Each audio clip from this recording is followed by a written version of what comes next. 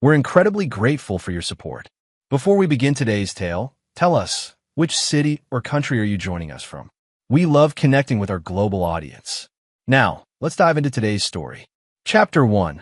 The Man in the Shadows.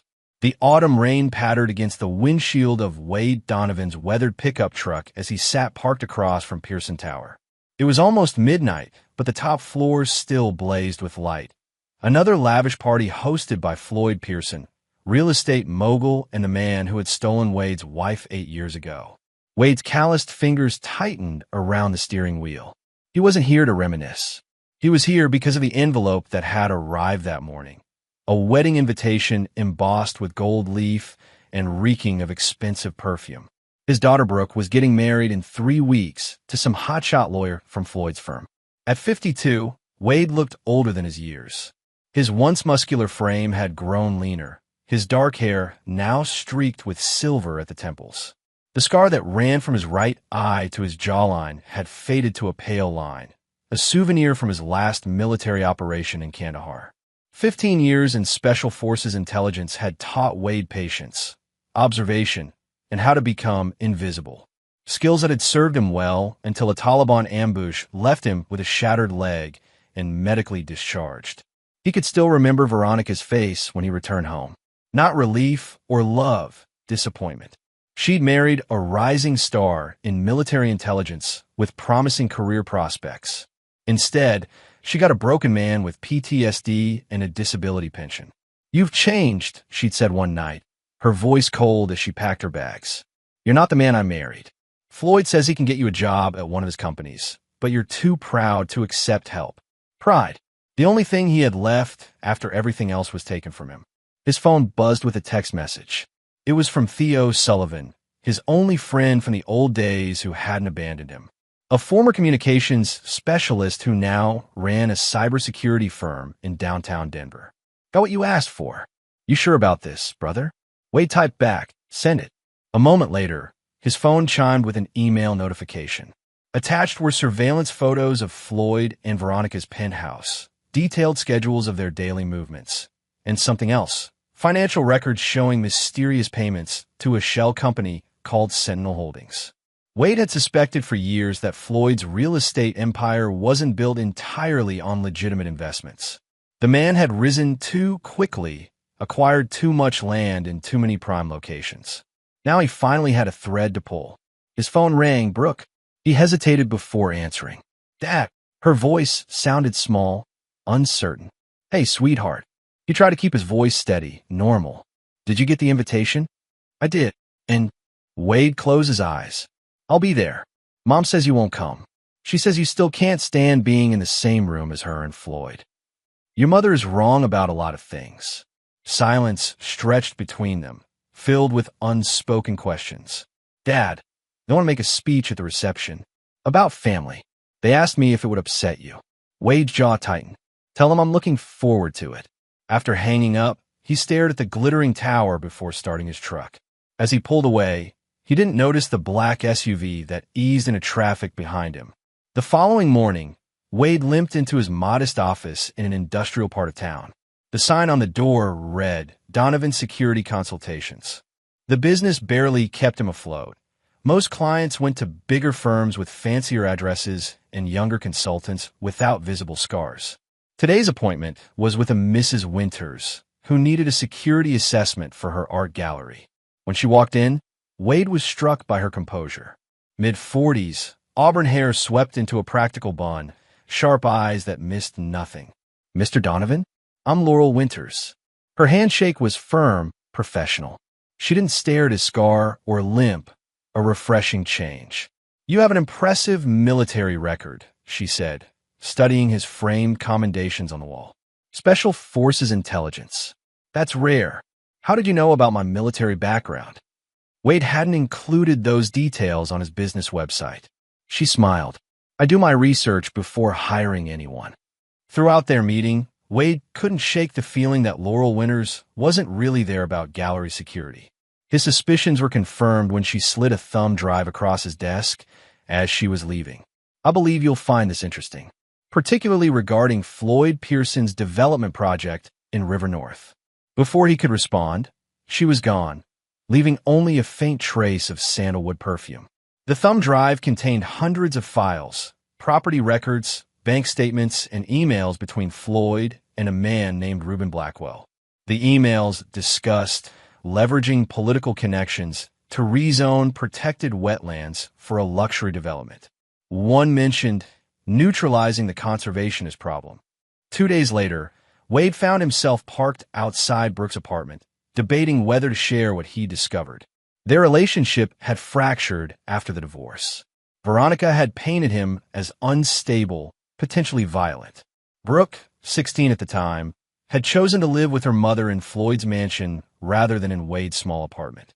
Before he could decide, Brooke emerged from her building, accompanied by a tall man with perfectly styled hair and a custom suit, her fiancé, Preston Walsh. They looked like a magazine cover, young and affluent. She laughed at something he said, her head tilting back in a way that reminded Wade painfully of Veronica. He started the truck and drove away. Some battles weren't worth fighting. That night, Wade dreamed of Kandahar again. The ambush, the explosion, the teammate he couldn't save. He woke gasping, sheets soaked with sweat, reaching instinctively for the weapon he no longer kept by his bed. As dawn broke, Wade made a decision. He opened his laptop and began sorting through the files Laurel had provided, creating a timeline of Floyd's activities. Whatever the man was involved in, it was bigger than just for zoning wetlands. His phone pinged with a text from an unknown number. They know you're looking. Watch your back. Wade felt a familiar calm settle over him, the same clarity he'd experienced in combat situations. He was being watched. Good. That meant he was on the right track. He reached for his go bag in the closet, felt the weight of his backup phone and emergency cash. Then he called Theo. I need to disappear for a while, and I need you to keep digging into Sentinel Holdings. Wade, Theo's voice was serious. What exactly are you planning? Wade looked at the wedding invitation, still sitting on his kitchen counter. Justice. Chapter 2. The Spider's Web. The Ritz-Carlton ballroom sparkled with crystal chandeliers and floral arrangements that cost more than Wade's monthly rent. He stood at the back, nursing a glass of sparkling water, watching as Denver's elite mingled and congratulated the young couple. Brooke was radiant in her wedding gown, though she kept glancing nervously toward the entrance. Looking for him, Wade realized. He'd arrived late deliberately, slipping in during the ceremony's final moments. The last 3 weeks had been productive. Thanks to Theo's hacking skills and Laurel's mysterious files, Wade had uncovered a complex web connecting Floyd to Senator Philip Aldridge and a series of land deals that had displaced an entire neighborhood of working-class families. You came. The voice behind him was unmistakable, Veronica. She looked immaculate as always, her blonde hair arranged in an elegant updo, diamonds glittering at her throat and ears. Time had barely touched her. I promised, Brooke, he replied simply. Veronica's perfect smile didn't reach her eyes. Floyd was certain you wouldn't show. You bet me a trip to Bora Bora. Sorry to cost you a vacation. Her laugh was practiced, musical. Oh, I'll still get my trip. Floyd never denies me anything. She leaned closer, her expensive perfume enveloping him. Unlike some people, Wade kept his expression neutral. Congratulations on the wedding. Preston seems suitable. He's going to be made partner of Floyd's firm next month. Their first child is due in December. She examined Wade's face for any reaction. You're going to be a grandfather, though I'm not sure Brooke wants you involved. Before Wade could respond, Floyd appeared at Veronica's side, possessively wrapping an arm around her waist. He'd aged well, his silver hair and tailored tuxedo projecting power and confidence. Wade, what a surprise. His handshake was too firm, a subtle power play. I hope there are no hard feelings after all these years. Water under the bridge, right? Of course, Wade replied with a practiced smile. Some bridges just need to be burned. Floyd's smile tightened. Enjoy the reception. I've arranged a special tribute for the family later. Very touching. As they walked away, Wade spotted Dominic Vasquez watching him from across the room. Vasquez had been Floyd's head of security for years, a former cop with a reputation for solving problems permanently. Their eyes met briefly before Vasquez touched his earpiece and disappeared into the crowd. Wade made his way to the bar, where he found Theo already waiting with a bourbon in hand. "Nice tux for a guy who lives in his mom's basement," Wade commented. Theo grinned, adjusting his glasses. "It's my own condo, thank you very much. And you clean up pretty well yourself, for a hermit." His expression grew serious. "Everything's set up. Are you sure about this? There's no coming back from it." Wade watched as Brooke and Preston shared their first dance, surrounded by applauding guests. "I'm sure." At the head table, Floyd was now speaking with Senator Aldridge, their heads close together. Veronica sat beside them, laughing at something Preston's father said. They looked untouchable, these people who had taken everything from him. "Dad!" Brooke had appeared beside him, beautiful and uncertain. "You came." Wade smiled, genuine emotion breaking through his careful control. "I wouldn't miss it, sweetheart." She hugged him awkwardly, trying not to wrinkle her dress. "Thank you. It means a lot." "Are you happy?" he asked softly. Brooke hesitated. "Preston is a good man. He'll provide a stable future." "That doesn't answer my question." She looked away. "Mom says you've been asking questions about Floyd's business. That you're trying to cause trouble." Wade kept his voice even. "Is that what she told you?" "She said you never got over the divorce. That you blame Floyd for everything that went wrong in your life." Brooke's eyes were pleading. "Please don't make a scene tonight. It's my wedding day. I'm just here to celebrate with you." Wade assured her, hating the lie. Preston appeared, claiming Brooke for photos. She squeezed Wade's hand before leaving, a gesture that reminded him of when she was little and would hold his finger while crossing the street. The reception continued with speeches, toasts, and cake cutting. Wade remained on the periphery, watching, calculating, waiting. Finally, Floyd tapped a spoon against a champagne glass, calling for attention. Beside him, a large screen descended from the ceiling. "Before we continue the celebration, I wanted to share something special," Floyd announced. "A tribute to family and new beginnings." The lights dimmed. Wade tensed, hands slipping into his pocket to grip his phone. The screen illuminated with a photograph of Wade, not a flattering one. It showed him slumped on a park bench, unshaven, his disability evident. Bold text appeared beneath it. "Infertile divorce failure. High school dropout, low income, single." Gasps and uncomfortable titters spread through the ballroom. Brooke's face drained of color. Preston looked confused.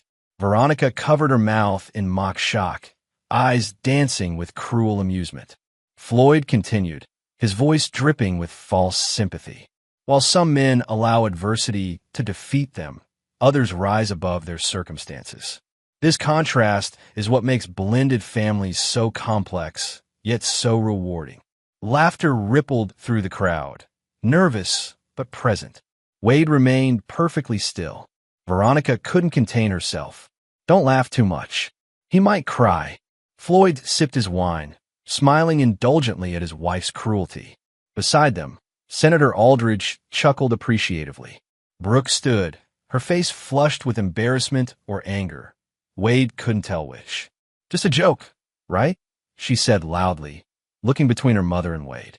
That was the cue he'd been waiting for.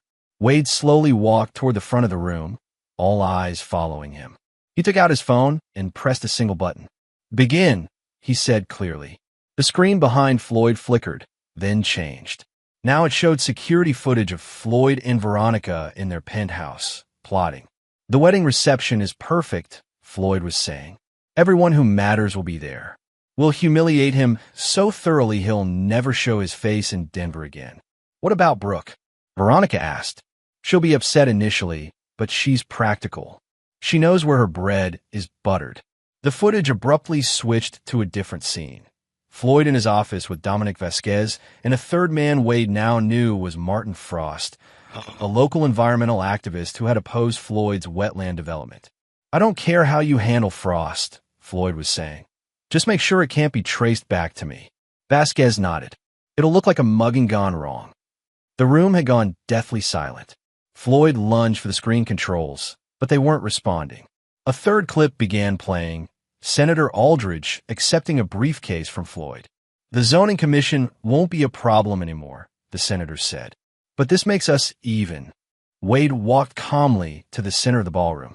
I believe the police will find this footage interesting, Floyd, along with the financial records showing how you've been bribing officials and threatening anyone who stands in your way. Floyd's face contorted with rage. You think anyone will believe you? A washed-up ex-soldier with a grudge? I'll bury you. Wade smiled. Everything has already been sent to the FBI, the Denver Post, and every TV station in Colorado. But that's not even the best part. He turned to face the stunned crowd. For the past month, Floyd's security systems have been compromised. Every conversation, meeting, threat has been recorded. He looked directly at Veronica, including discussions about what really happened to Martin Frost. Veronica went pale. Floyd, he's bluffing. The screen changed again, showing Veronica and Floyd in their bedroom. What if they connect Martin's disappearance to us? She was asking, panic in her voice. They won't, Floyd assured her. Dominic handled it. The body will never be found. The ballroom erupted in chaos. Preston's parents were pulling him and Brooke away. Guests were hurriedly leaving. Senator Aldridge was already on his phone, likely calling his lawyer. Wade stood in the center of it all, calm as the eye of a hurricane. Floyd lunged at him, face purple with rage, but was immediately restrained by hotel security. You're dead, he screamed. You hear me? Dead. Brooke pushed through the crowd. Her wedding dress crumpled, tears streaming down her face. Dad, what have you done? Wade met her gaze steadily. What I should have done years ago. As police sirens wailed in the distance, Veronica approached him, her perfect composure finally cracking. You've destroyed everything, she hissed. No, Wade corrected her. You and Floyd did that yourselves. I just shined a light on the truth. The ballroom doors burst open as police officers flooded in, led by a woman Wade recognized, Detective Marina Rodriguez, the lead investigator on Martin Frost's disappearance case. Behind her was Laurel Winters, now wearing an FBI windbreaker. As Floyd and Veronica were handcuffed and read their rights, Wade slipped quietly out a side door. His revenge wasn't complete yet. It was just beginning. Chapter 3, The Awakening. 3 days after the wedding reception, Wade sat across from Laurel Winters in a nondescript federal building downtown. Her FBI credentials lay on the table between them. You've been investigating Floyd Pearson for 2 years, Wade said. It wasn't a question. Laurel nodded. Money laundering, racketeering, bribery. But we couldn't get close enough to gather conclusive evidence. His security was too tight. Until I came along. We knew about your background in intelligence. Your skills in electronic surveillance and counterintelligence. And your personal motivation. She leaned forward. What I didn't anticipate was how thoroughly you'd infiltrate his systems. Wade shrugged.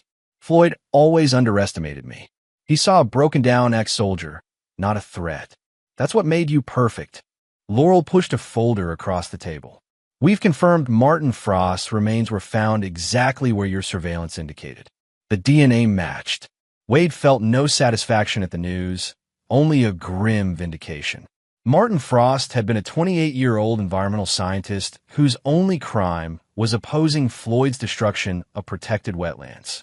His disappearance 3 years ago had been briefly investigated, then forgotten, another loose end in Floyd's rise to power. What happens now? Wade asked. Floyd and Veronica will be charged with conspiracy to commit murder, among other things. Senator Aldridge is cooperating in exchange for leniency. Dominic Vasquez has disappeared, but we're tracking him. Laurel studied Wade's face. You could face charges for illegal surveillance, but given the circumstances and your cooperation, we're willing to offer immunity. Wade nodded, unsurprised. He'd known the potential consequences when he started. There's something else, Laurel continued. We found evidence in Floyd's files that he manipulated your medical discharge from the military. He had contacts in the medical review board. Wade went still. What are you saying? I'm saying your career might not have ended if not for Floyd's interference. He wanted you sidelined because he saw you as an obstacle to getting Veronica. The revelation hit Wade like a physical blow. He'd always believed his discharge was legitimate, that his injuries and PTSD had made him unfit for continued service. The knowledge that it had been orchestrated added a new dimension to Floyd's betrayal. Does Brooke know any of this? He asked finally. Laurel's expression softened slightly. We haven't approached her yet, but she'll need to make a statement eventually. Outside the federal building, Wade found Theo waiting in his car. They drove in silence for several blocks before Theo spoke. I heard from my contact at the Post. The story breaks tomorrow, front page. Floyd's empire is finished. Wade stared out the window, watching the city pass by.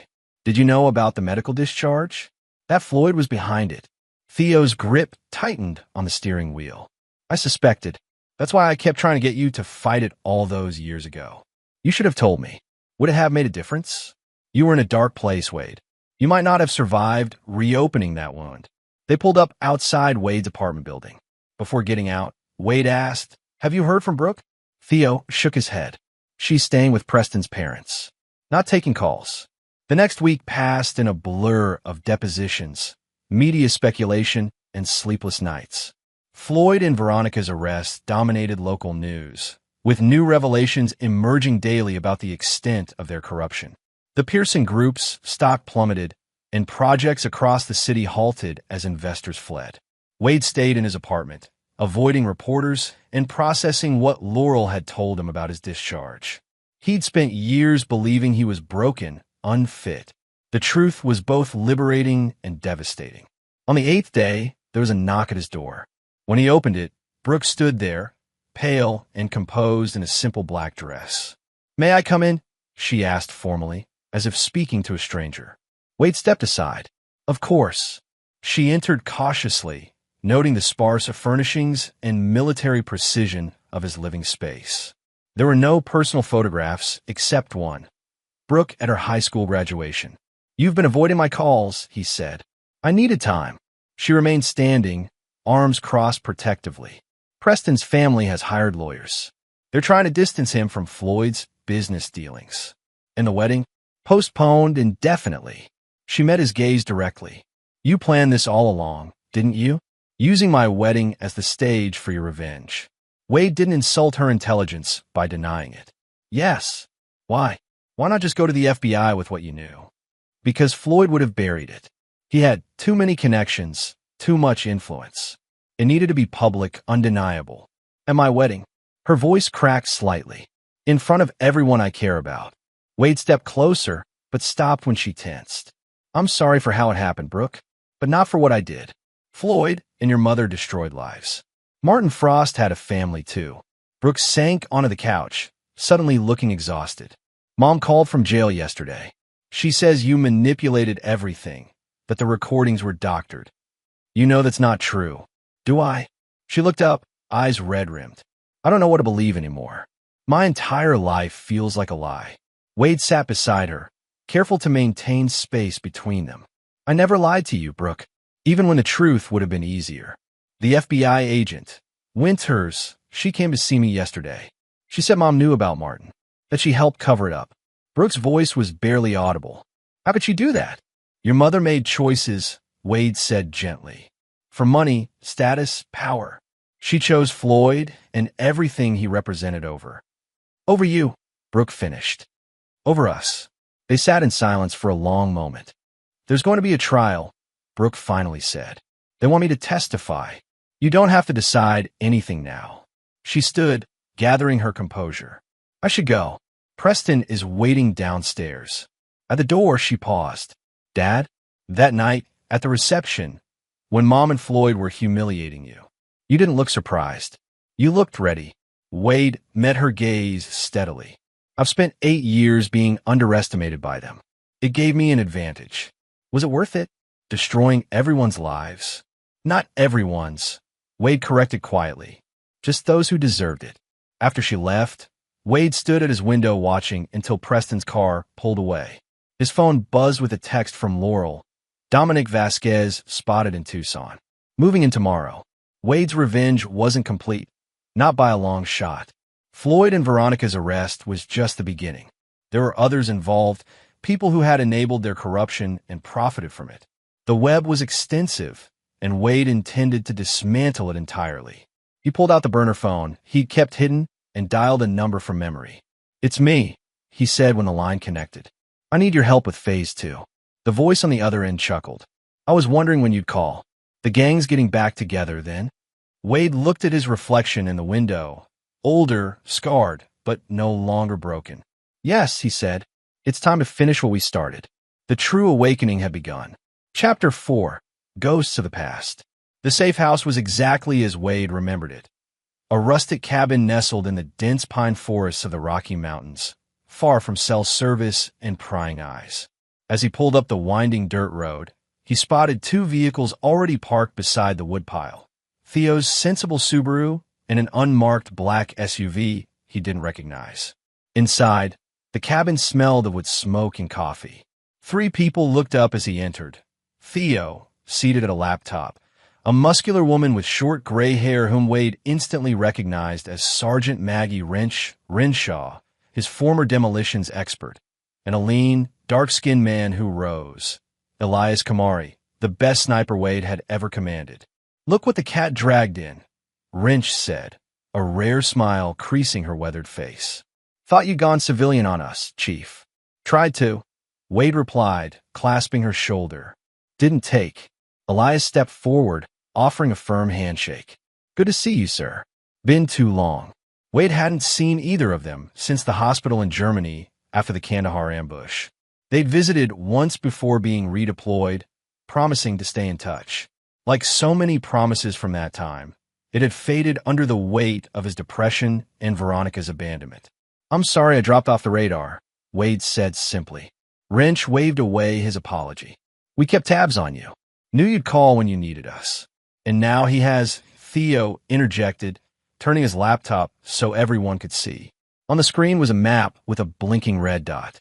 That's Dominic Vasquez. FBI has him under surveillance in Tucson, but they're hanging back. Seems our agent Winters wants to see where he leads them. Wade studied the screen. Vasquez knows too much about Floyd's operation. He's either looking for leverage to negotiate with the feds or planning to eliminate loose ends. My money's on the latter, Elias said. Men like Vasquez don't cooperate. They survive. They spent the next hour updating Wade on what they discovered since his call.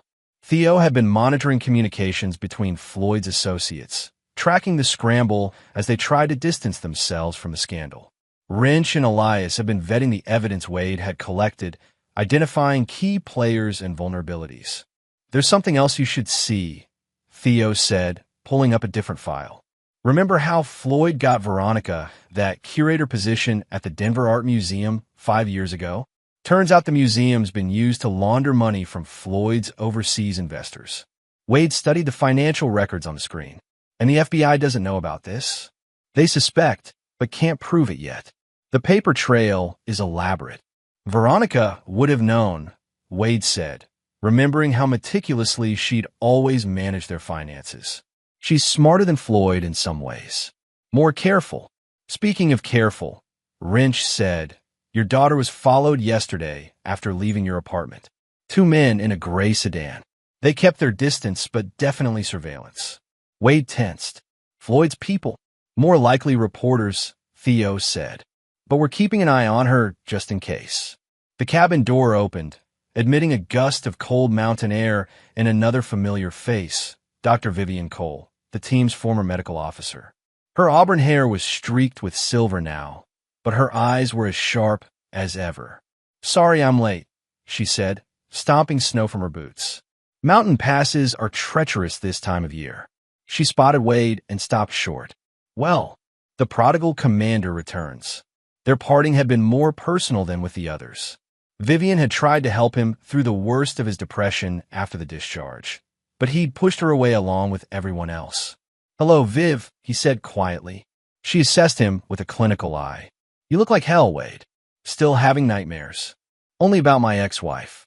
That earned him a reluctant smile. I saw the news. Bold move, even for you. It was necessary. Vivian nodded, setting down her medical bag. Usually is with you. She turned to the others. So what's the plan? I assume we're not just having a reunion. Wade moved to the center of the room. Despite 8 years as a civilian, the role of commander settled around him like a familiar coat. Floyd and Veronica are in custody, but their network remains intact. Corrupt officials, business partners, enforcers like Vasquez. They've hurt a lot of people, and justice through the legal system will be slow and incomplete. He pointed to the map. We start with Vasquez. He's the key to unraveling the rest of Floyd's operation. And what exactly do you plan to do when you find him? Vivian asked. We're not assassins, Wade. No, Wade agreed. We're something better.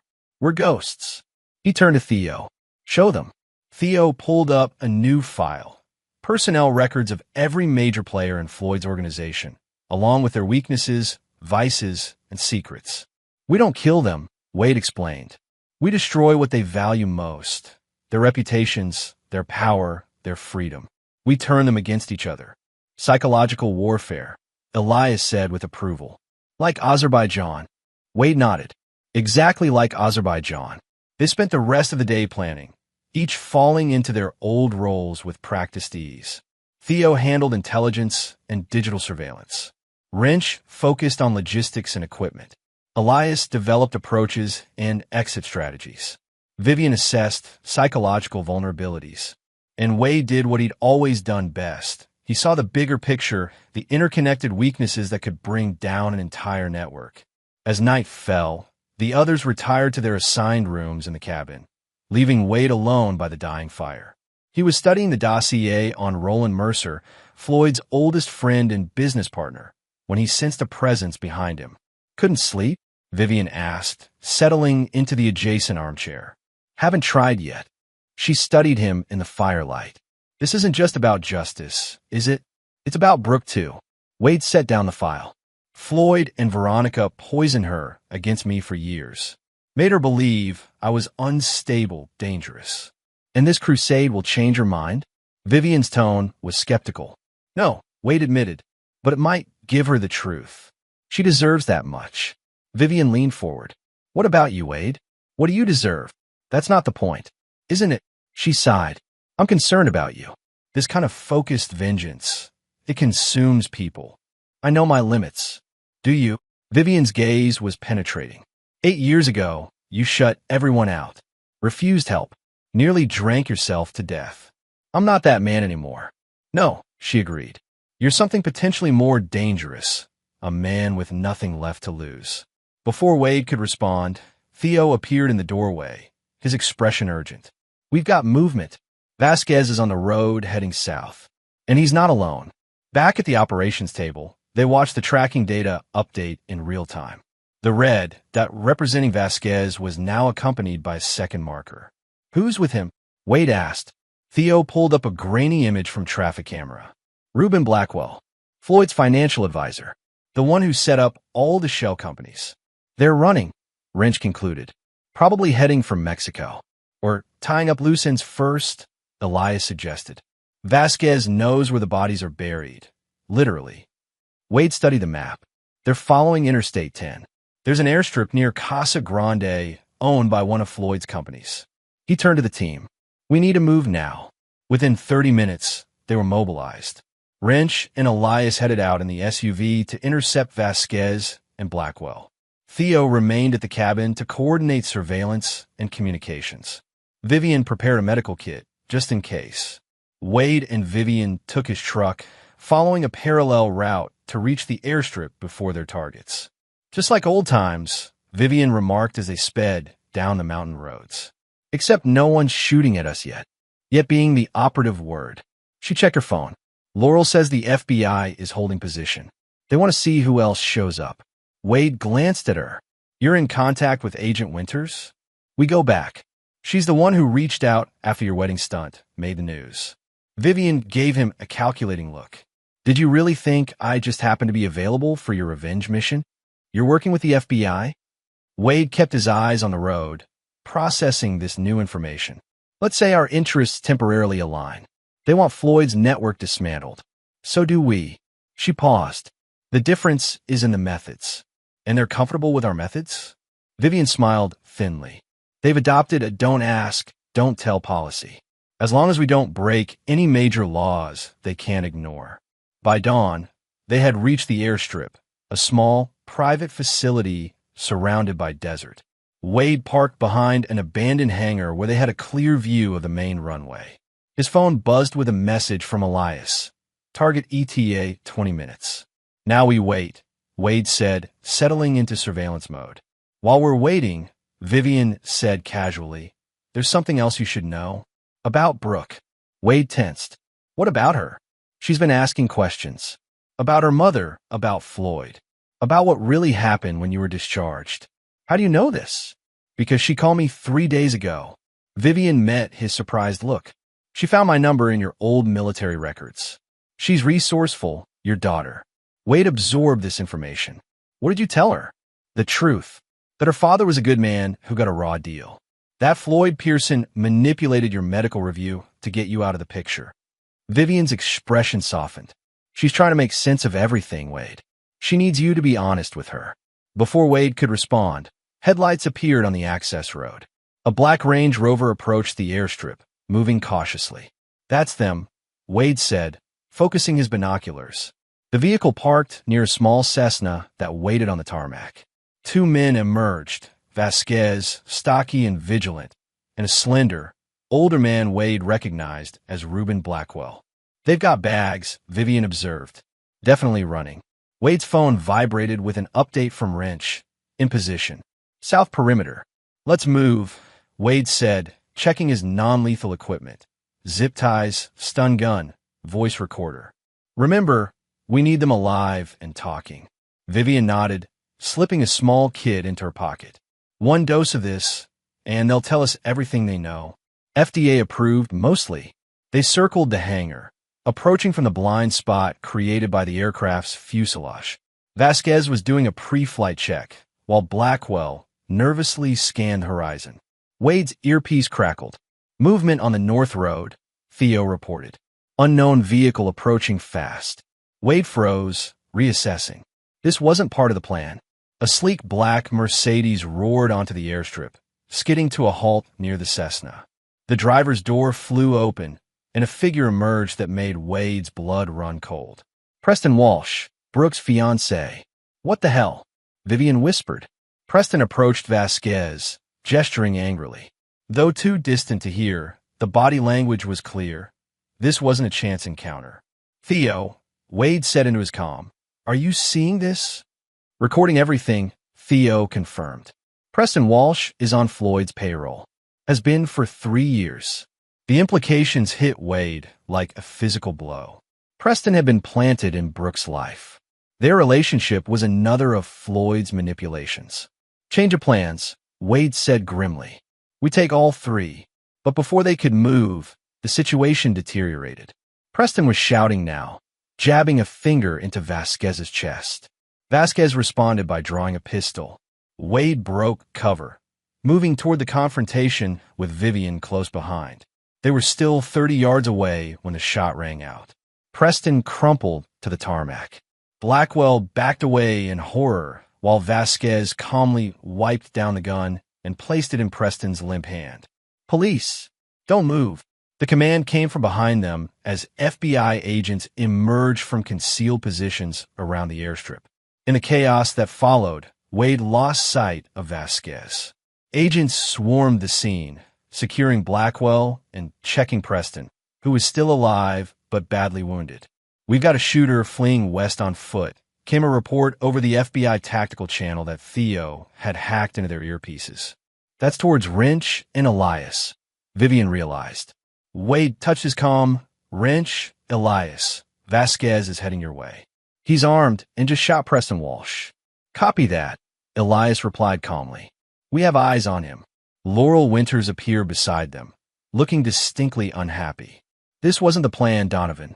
You were supposed to observe and report, not intervene.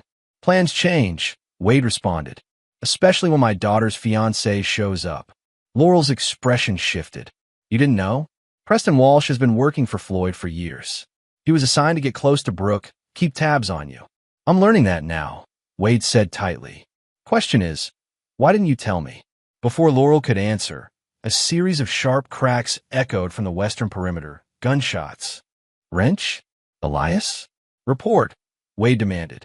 Silence stretched for several seconds before Elias's voice came through, strained but steady.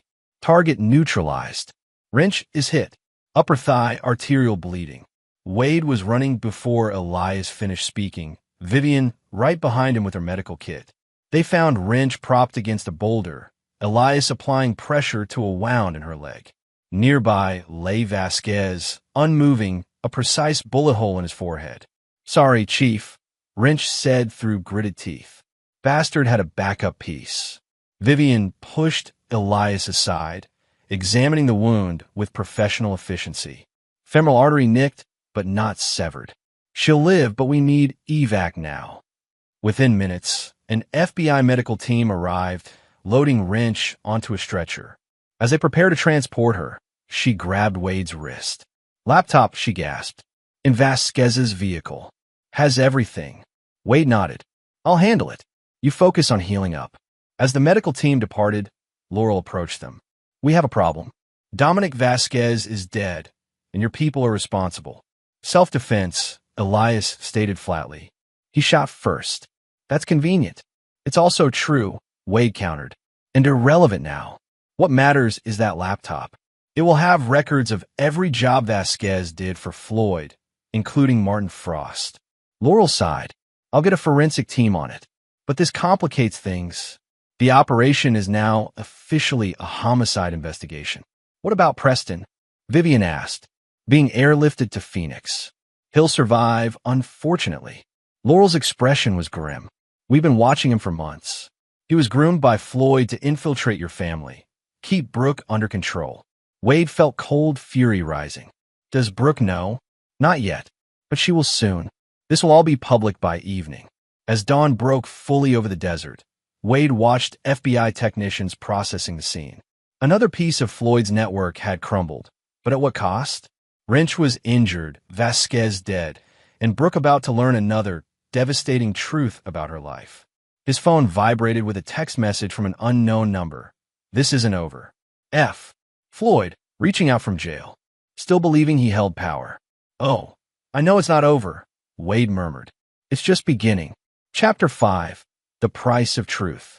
3 days after the shootout at the airstrip, Wade sat in a hospital corridor in Phoenix, waiting. Wrench was recovering in a secured room down the hall, under guard due to her involvement in Vasquez's death. 2 doors further was Preston Walsh's room, also under guard but for different reasons. The FBI had found incriminating evidence on Vasquez's laptop, records of bribes, threats, and worse. Preston's name appeared throughout, initially as a recipient of payments, later as an active participant in Floyd's schemes. Wade checked his watch. Brooke would be arriving soon. Laurel had finally cleared him to see her, though he dreaded the conversation ahead. Elias appeared with 2 cups of coffee, handing one to Wade. "Perimeter secure. No sign of trouble." Wade accepted the coffee. "Any word from Theo?" "He's still working through the laptop contents with the FBI tech team. Says it's a gold mine." Elias hesitated. "There's something else. Blackwell is talking, offering testimony against Floyd in exchange for witness protection." "Smart move. Self-preservation." Elias leaned against the wall, alert despite his casual posture. "Wrench is being released tomorrow. Vivian's arranged a safe house in Flagstaff until things cool down." Wade nodded absently, his mind elsewhere. Since the airstrip incident, Floyd's operation had begun unraveling rapidly. Business partners were distancing themselves, political allies denying connections, offshore accounts being frozen. It should have felt like victory. "You don't look like a man who's winning," Elias observed. Wade met his gaze. "Winning and losing aren't always clear-cut, are they?" "Rarely, in my experience," Elias agreed. He straightened as movement caught his attention. "Your daughter's here." Brooke appeared at the corridor entrance, accompanied by Laurel. She looked exhausted, her face pale and drawn, but she carried herself with a composure that reminded Wade painfully of her mother, the Veronica he'd first fallen in love with, before ambition corrupted her. Elias discreetly withdrew as Brooke approached.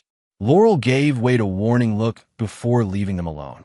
"You look tired," Wade said, offering the untouched coffee. Brooke ignored it. "I've been sitting with Preston. He's still unconscious." "I'm sorry. Are you?" Her voice was flat. "The FBI says he was working for Floyd. That our entire relationship was orchestrated." Wade chose his words carefully. "I didn't know until the airstrip. I would have told you if I had." Brooke studied his face, searching for truth. 3 years, Dad. I was with him for 3 years, planning a future, talking about children. Her composure cracked slightly. Was any of it real? I don't know, Wade answered honestly. People are complicated. He might have developed genuine feelings eventually. That's not comforting. Brooke sank into a chair, suddenly looking very young. How'd we get here? How did everything fall apart so completely? Wade sat beside her, maintaining a respectful distance. Systems don't collapse all at once, Brooke. They erode slowly, compromise by compromise, until one day the foundation gives way. Like your marriage to Mom? Like a lot of things. They sat in silence for a moment before Brooke spoke again. I talked to your friend, Dr. Cole. She told me about what Floyd did to get you discharged from the military. Wade tensed. Vivian shouldn't have. I deserve to know, Brooke interrupted. All these years, Mom portrayed you as someone who couldn't adapt to civilian life, who chose to wallow in self-pity rather than rebuild. She met his gaze directly. But that wasn't the full story, was it? No, Wade admitted. But I still made my choices afterward. Some better than others. Like plotting elaborate revenge instead of fighting for custody. There was an edge to her question. Wade winced at the direct hit. I thought you were better off without me at the time. Floyd could provide stability, opportunities. He trailed off. Broken, Brooke finished. That's what Mom always said. That you were broken inside. Maybe I was, Wade acknowledged. But not in the way she meant. A doctor emerged from Preston's room, consulting a chart. Brooke straightened, instantly alert. Is he awake? Not yet, the doctor replied. But his vitals are improving. You can sit with him if you'd like. After the doctor left, Brooke turned back to Wade. I need to understand something. This vendetta against Floyd and Mom, was it worth it? Look at all the collateral damage. She gestured around them. Your friend is injured. Preston might never wake up. My life is in shambles. It wasn't just about revenge, Brooke. Wade leaned forward, intent. Floyd and your mother hurt a lot of people. Martin Frost was just one of many. They destroyed lives, corrupted institutions, all for power and wealth. So you appointed yourself judge and executioner? Brooke challenged. No, I just made sure the truth came to light. What happens next is up to the justice system. Brooke stood, gathering her resolve. I'm going to sit with Preston. I don't know what I feel for him anymore, but I can't just abandon him. I understand, Wade said, rising as well. For what it's worth, I am sorry about how everything unfolded. Not for exposing Floyd and your mother, but for the pain it's caused you. Brooke studied him for a long moment. I believe you, but I'm not ready to forgive you yet. She turned to go, then paused. The FBI agent, Winters, she showed me Martin Frost's file, the photos of his children. They deserve justice. Yes, they do. So do I, Brooke said quietly. I'm going to testify against Mom and Floyd. I want to tell the truth about everything. Pride and sorrow mingled in Wade's chest. It won't be easy. Nothing worth doing ever is. You taught me that, once upon a time. As Brooke disappeared into Preston's room, Wade's phone buzzed with a message from Theo. Turn on the news.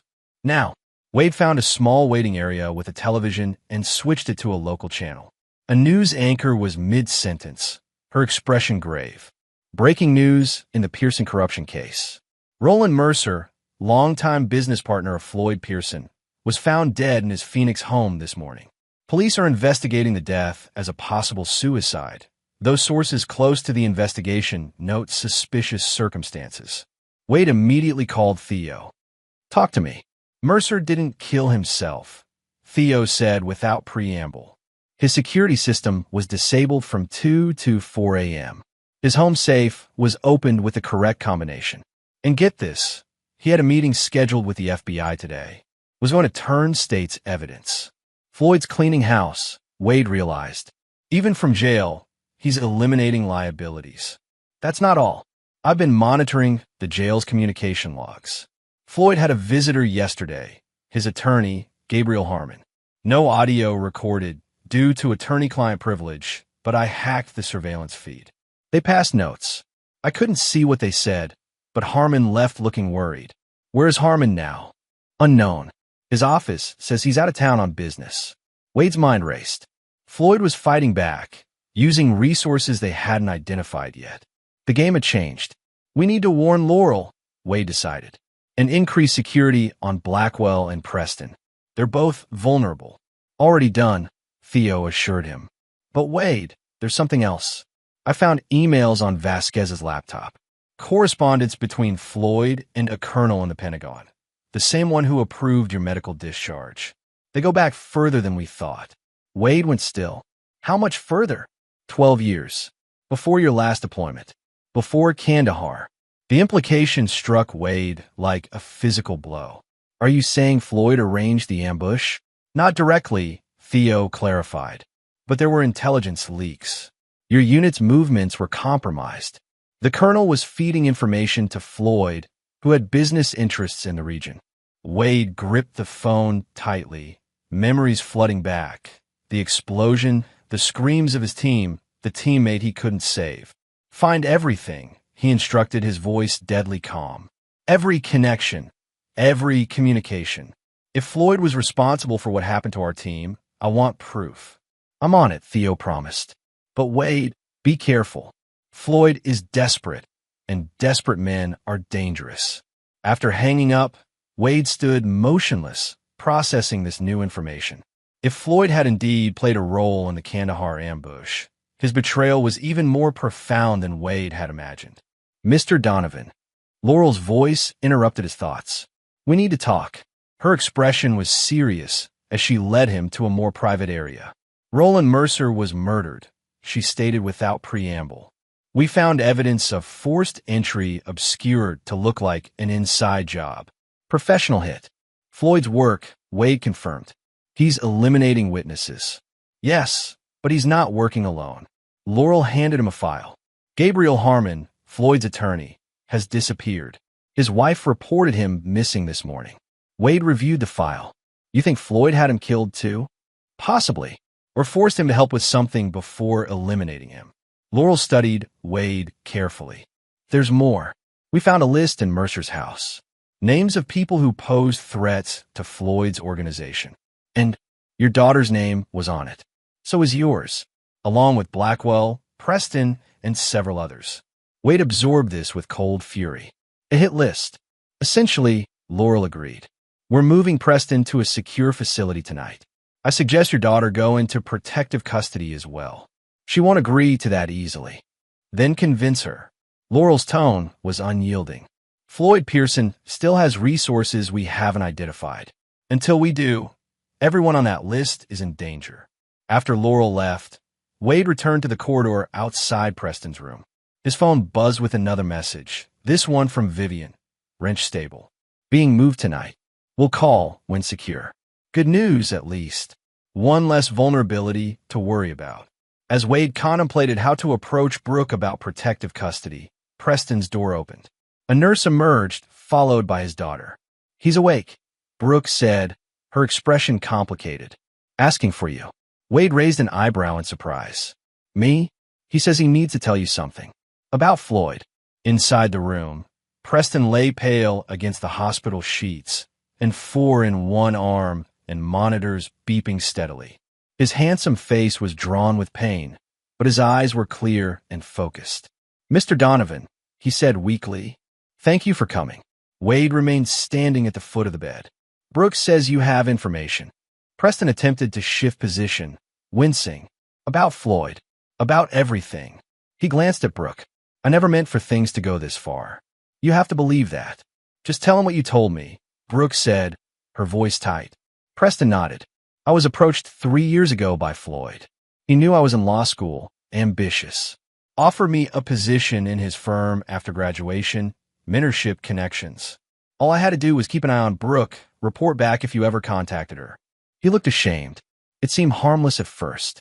She was beautiful, smart. Getting close to her wasn't exactly a hardship. And later, Wade prompted. Later, I was in too deep.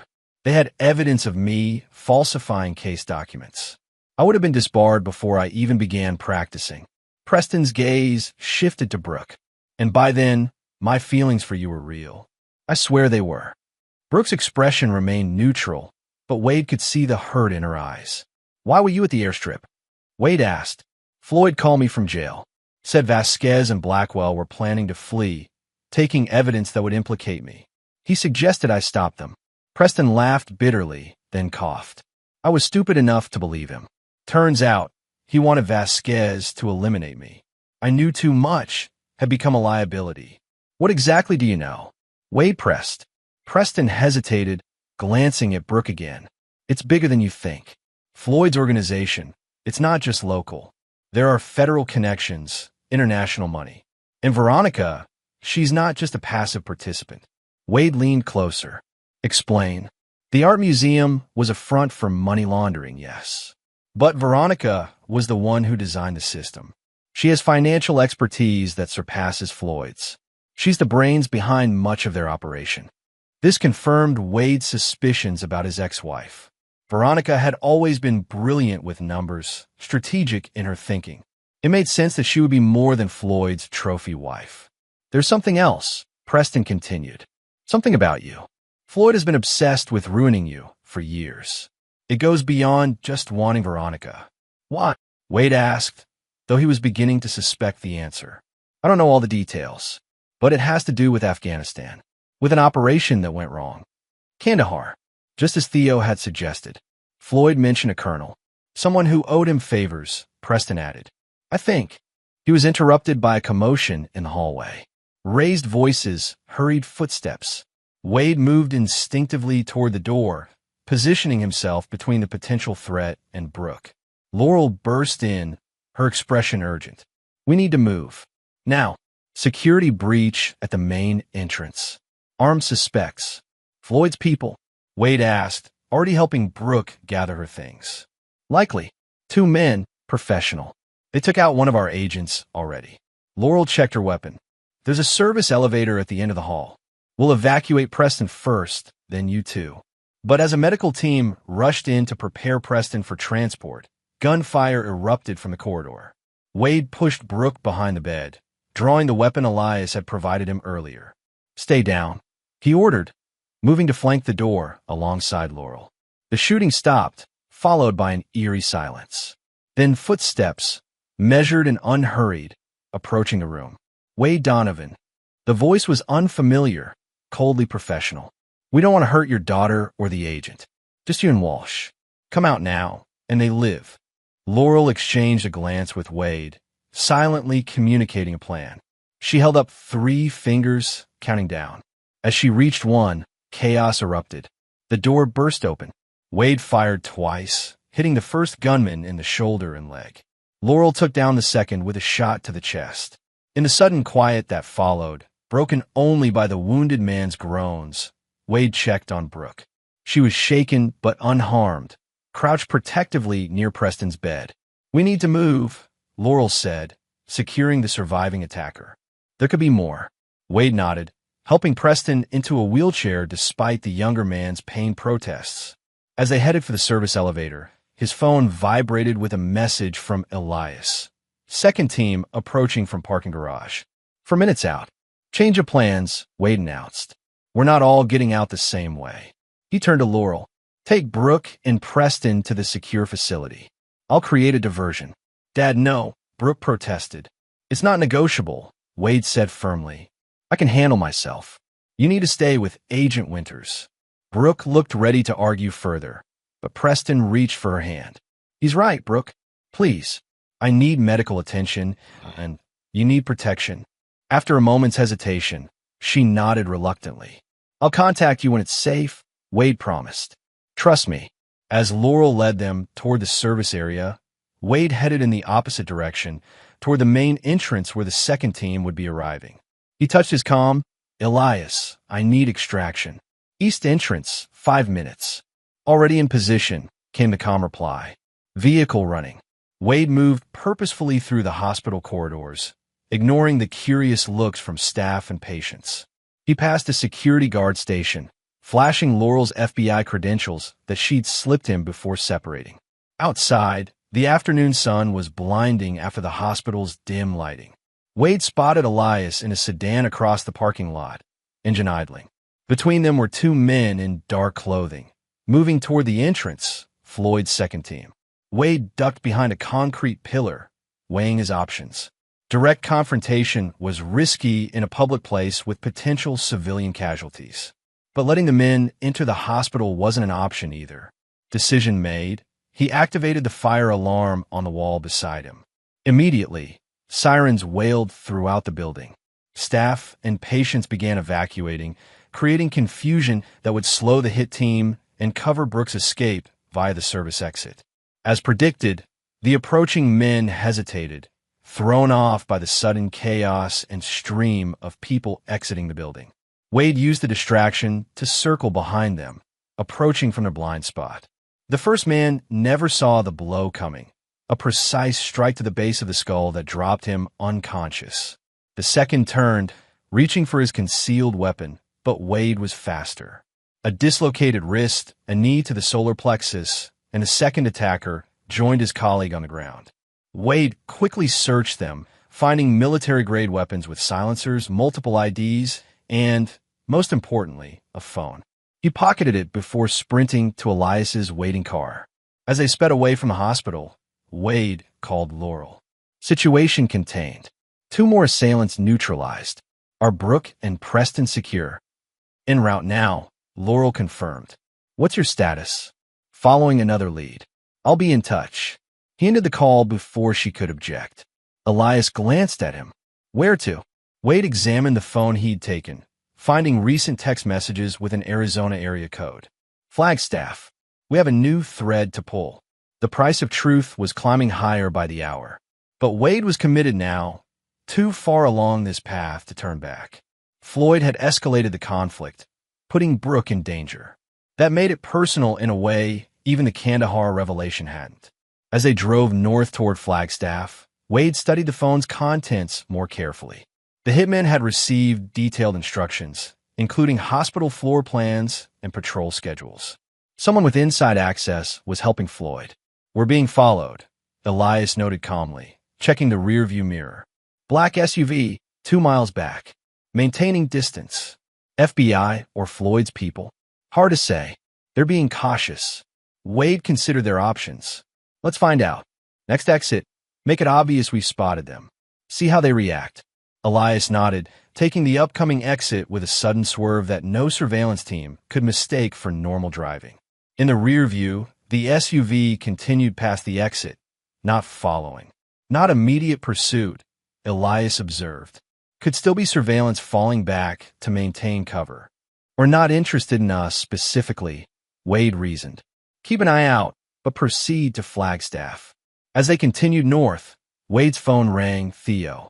I've got something, Theo said without preamble. Emails between Floyd and Colonel Hargrove discussing your unit's deployment schedule in Kandahar. Specific locations, patrol routes. Wade's grip tightened on the phone. Why?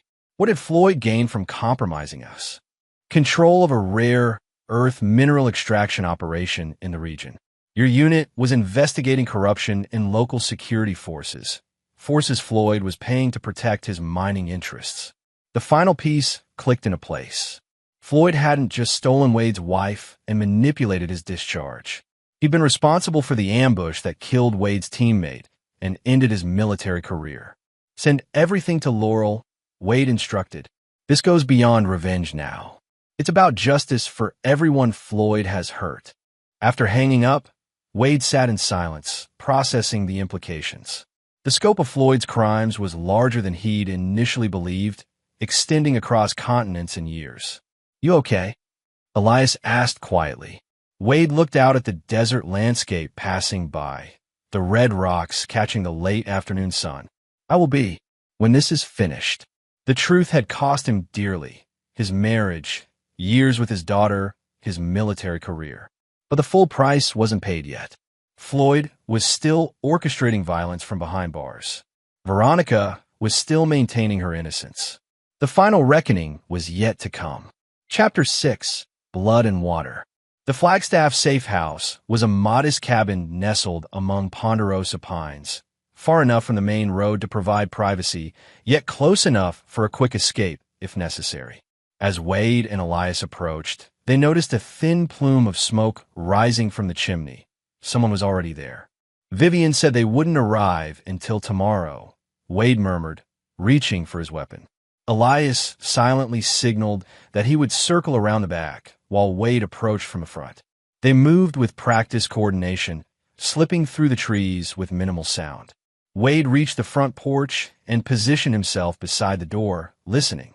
Inside, he could hear movement, a single person moving with purpose.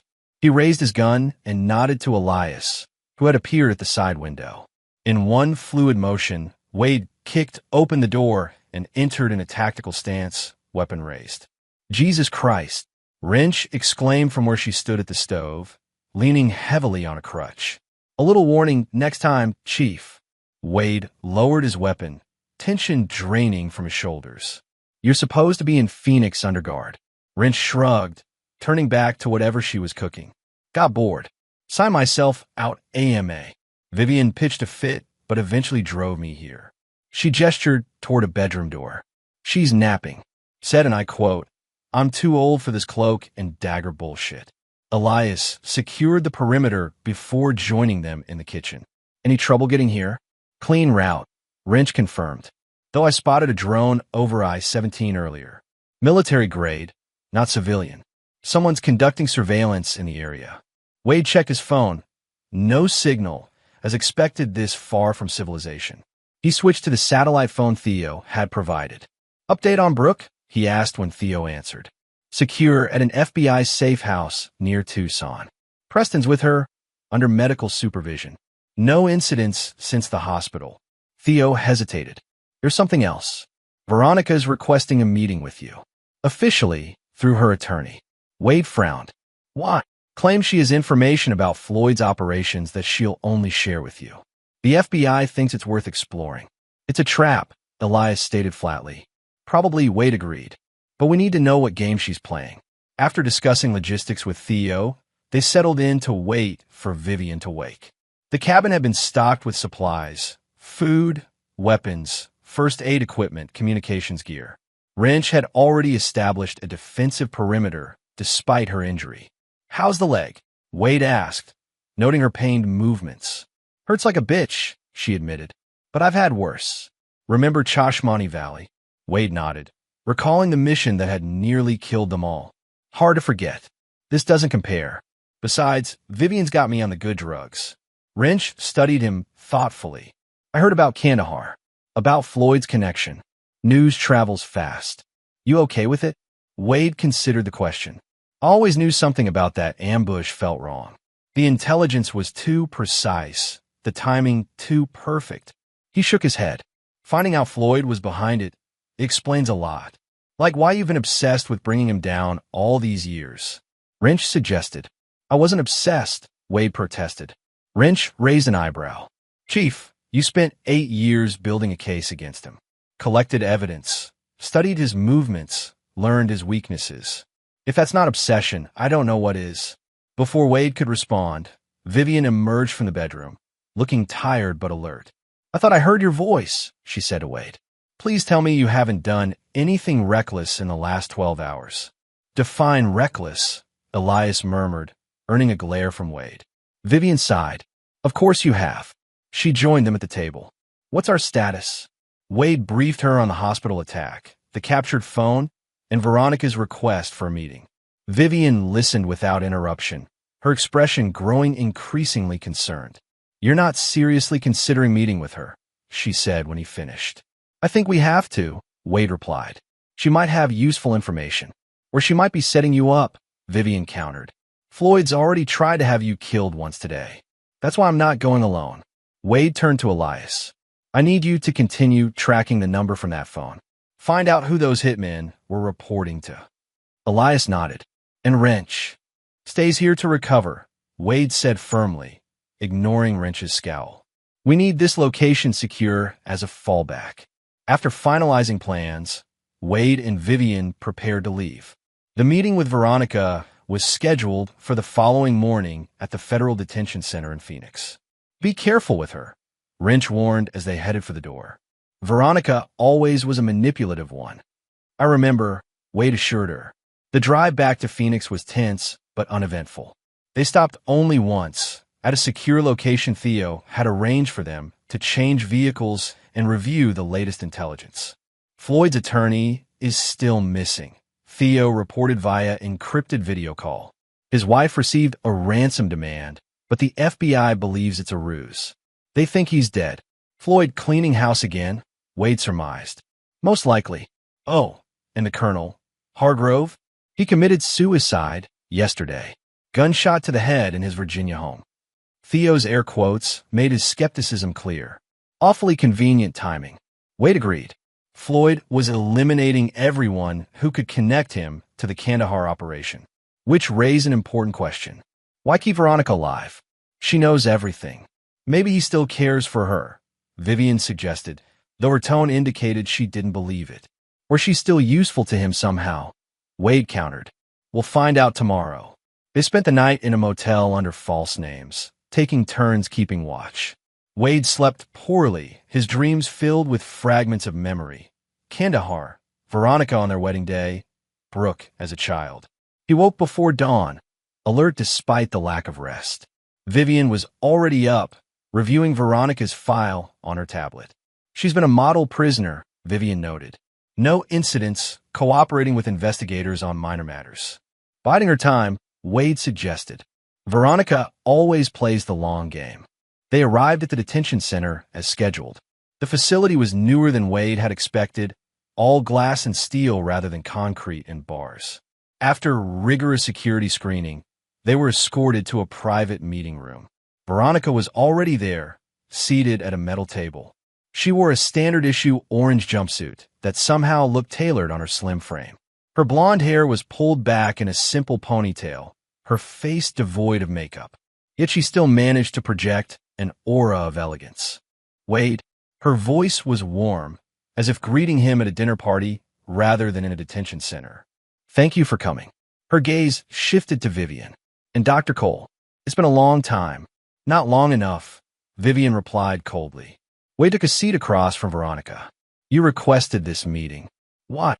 Veronica folded her hands on the table. I've been following the news. Roland's death, the attack at the hospital. Floyd's getting desperate. Your point. My point is that I'm willing to help you stop him. In exchange for consideration in my case. Wade studied her, looking for signs of deception. Veronica had always been an excellent liar, but he'd learned her tells over the years of their marriage. The slight tension around her eyes suggested she wasn't being entirely forthcoming. Why now, he asked. You've had weeks to cooperate. Because now I have leverage. Veronica leaned forward slightly. I know where the money is, Wade. All of it. Offshore accounts, shell companies, hidden assets. I can give the FBI everything they need to dismantle Floyd's empire completely. Why come to me? Why not go directly to the prosecutors? Because I don't trust them to protect me, Veronica said simply. Floyd has people everywhere. But you've always been honest, even when it was inconvenient. Wade almost laughed at the irony. You'll forgive me if I find your sudden faith in my character hard to believe. Believe what you want, but we both know Floyd won't stop until everyone who can testify against him is dead. That includes me. Her composure slipped slightly. And Brooke, at the mention of their daughter, Wade tensed. Brooke is safe. For now, Veronica agreed. But Floyd is resourceful. He's been planning contingencies for years. What exactly are you offering? Vivian interjected, her clinical detachment a counterpoint to the emotional undercurrents flowing between Wade and Veronica. Everything, Veronica replied. Account numbers, passwords, contact information for Floyd's remaining allies. But most importantly, the identity of his inside man at the FBI.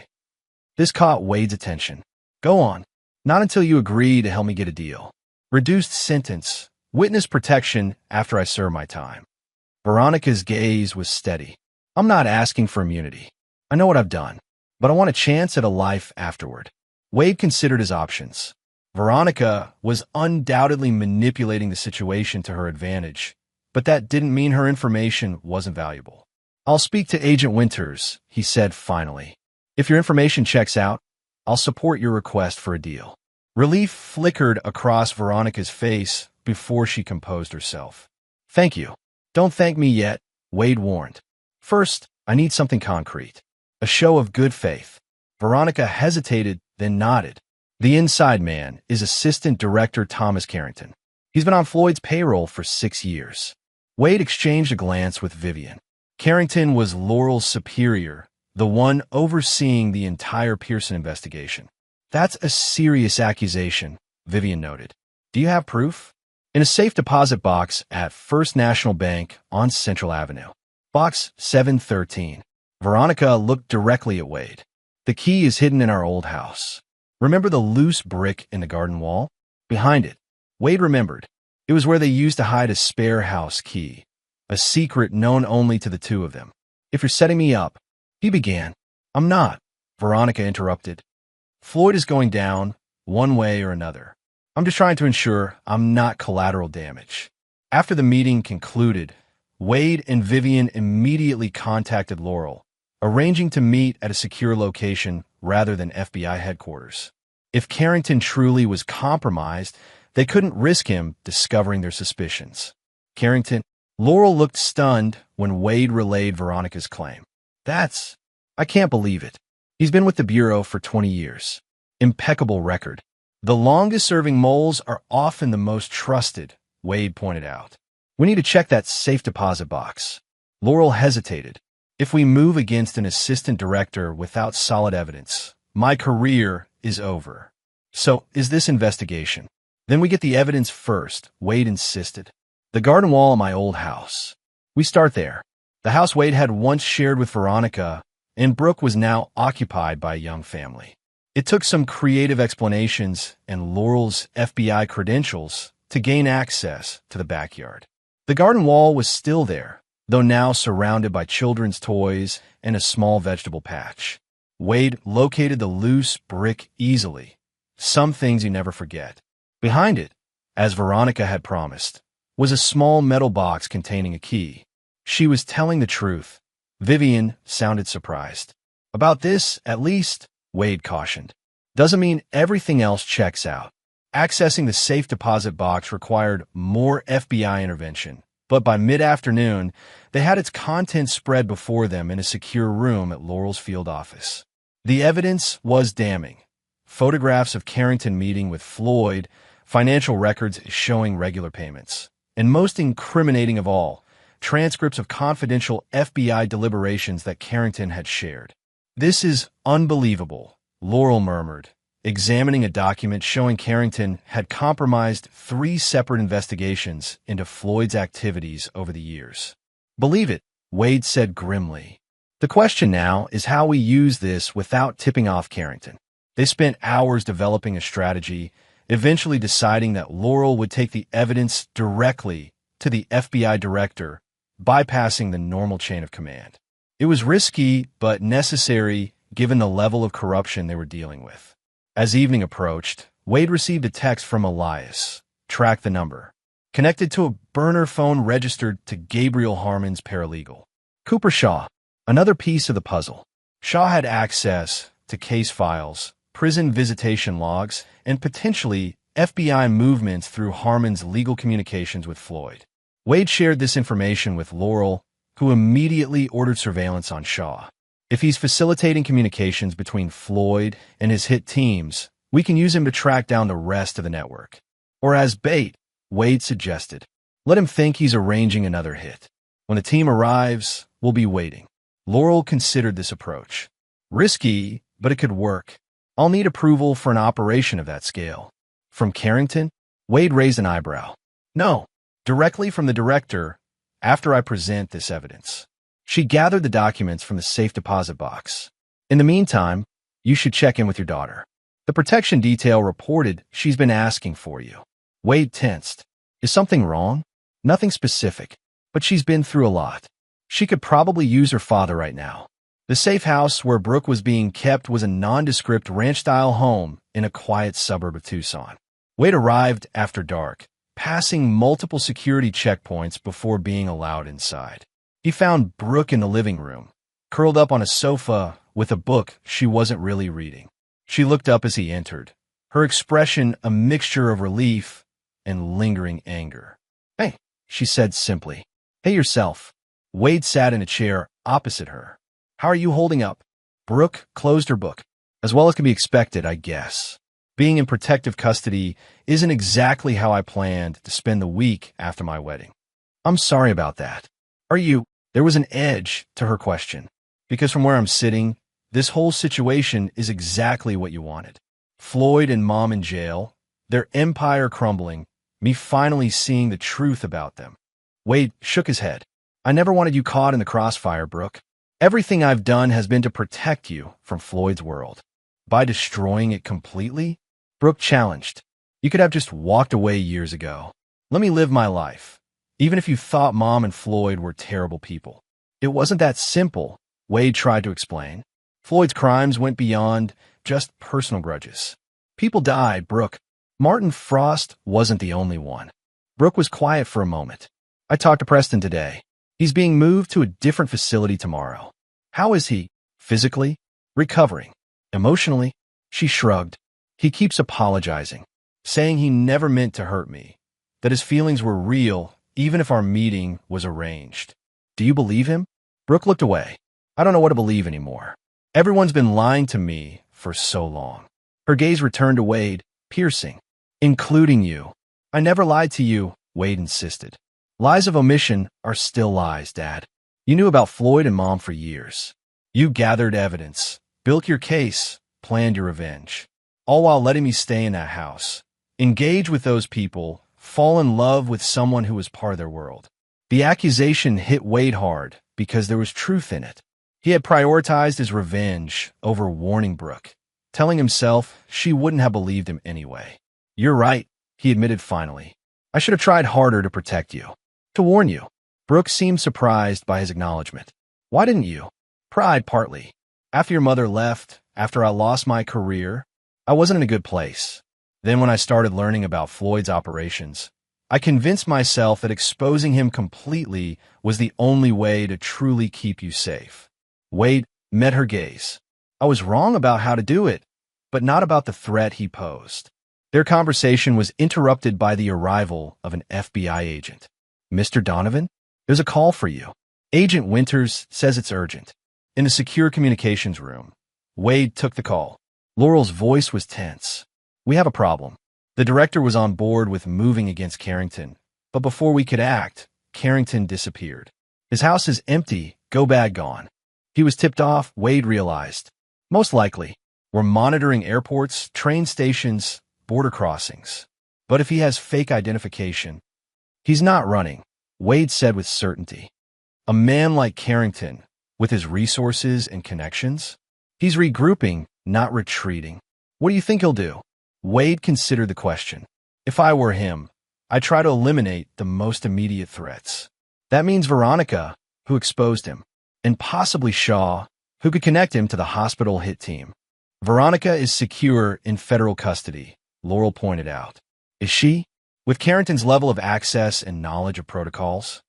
Wade felt a growing sense of urgency. We need to move her now, to a location only we know about. There was a brief silence on the line as Laurel considered this. I'll make the arrangements. What about Shaw?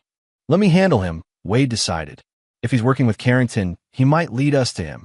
After ending the call, Wade rejoined Brooke in the living room. I have to go, he told her. There's a situation that needs my attention. Brooke studied his face. More revenge. No, Wade answered honestly. This time it's about preventing more bloodshed.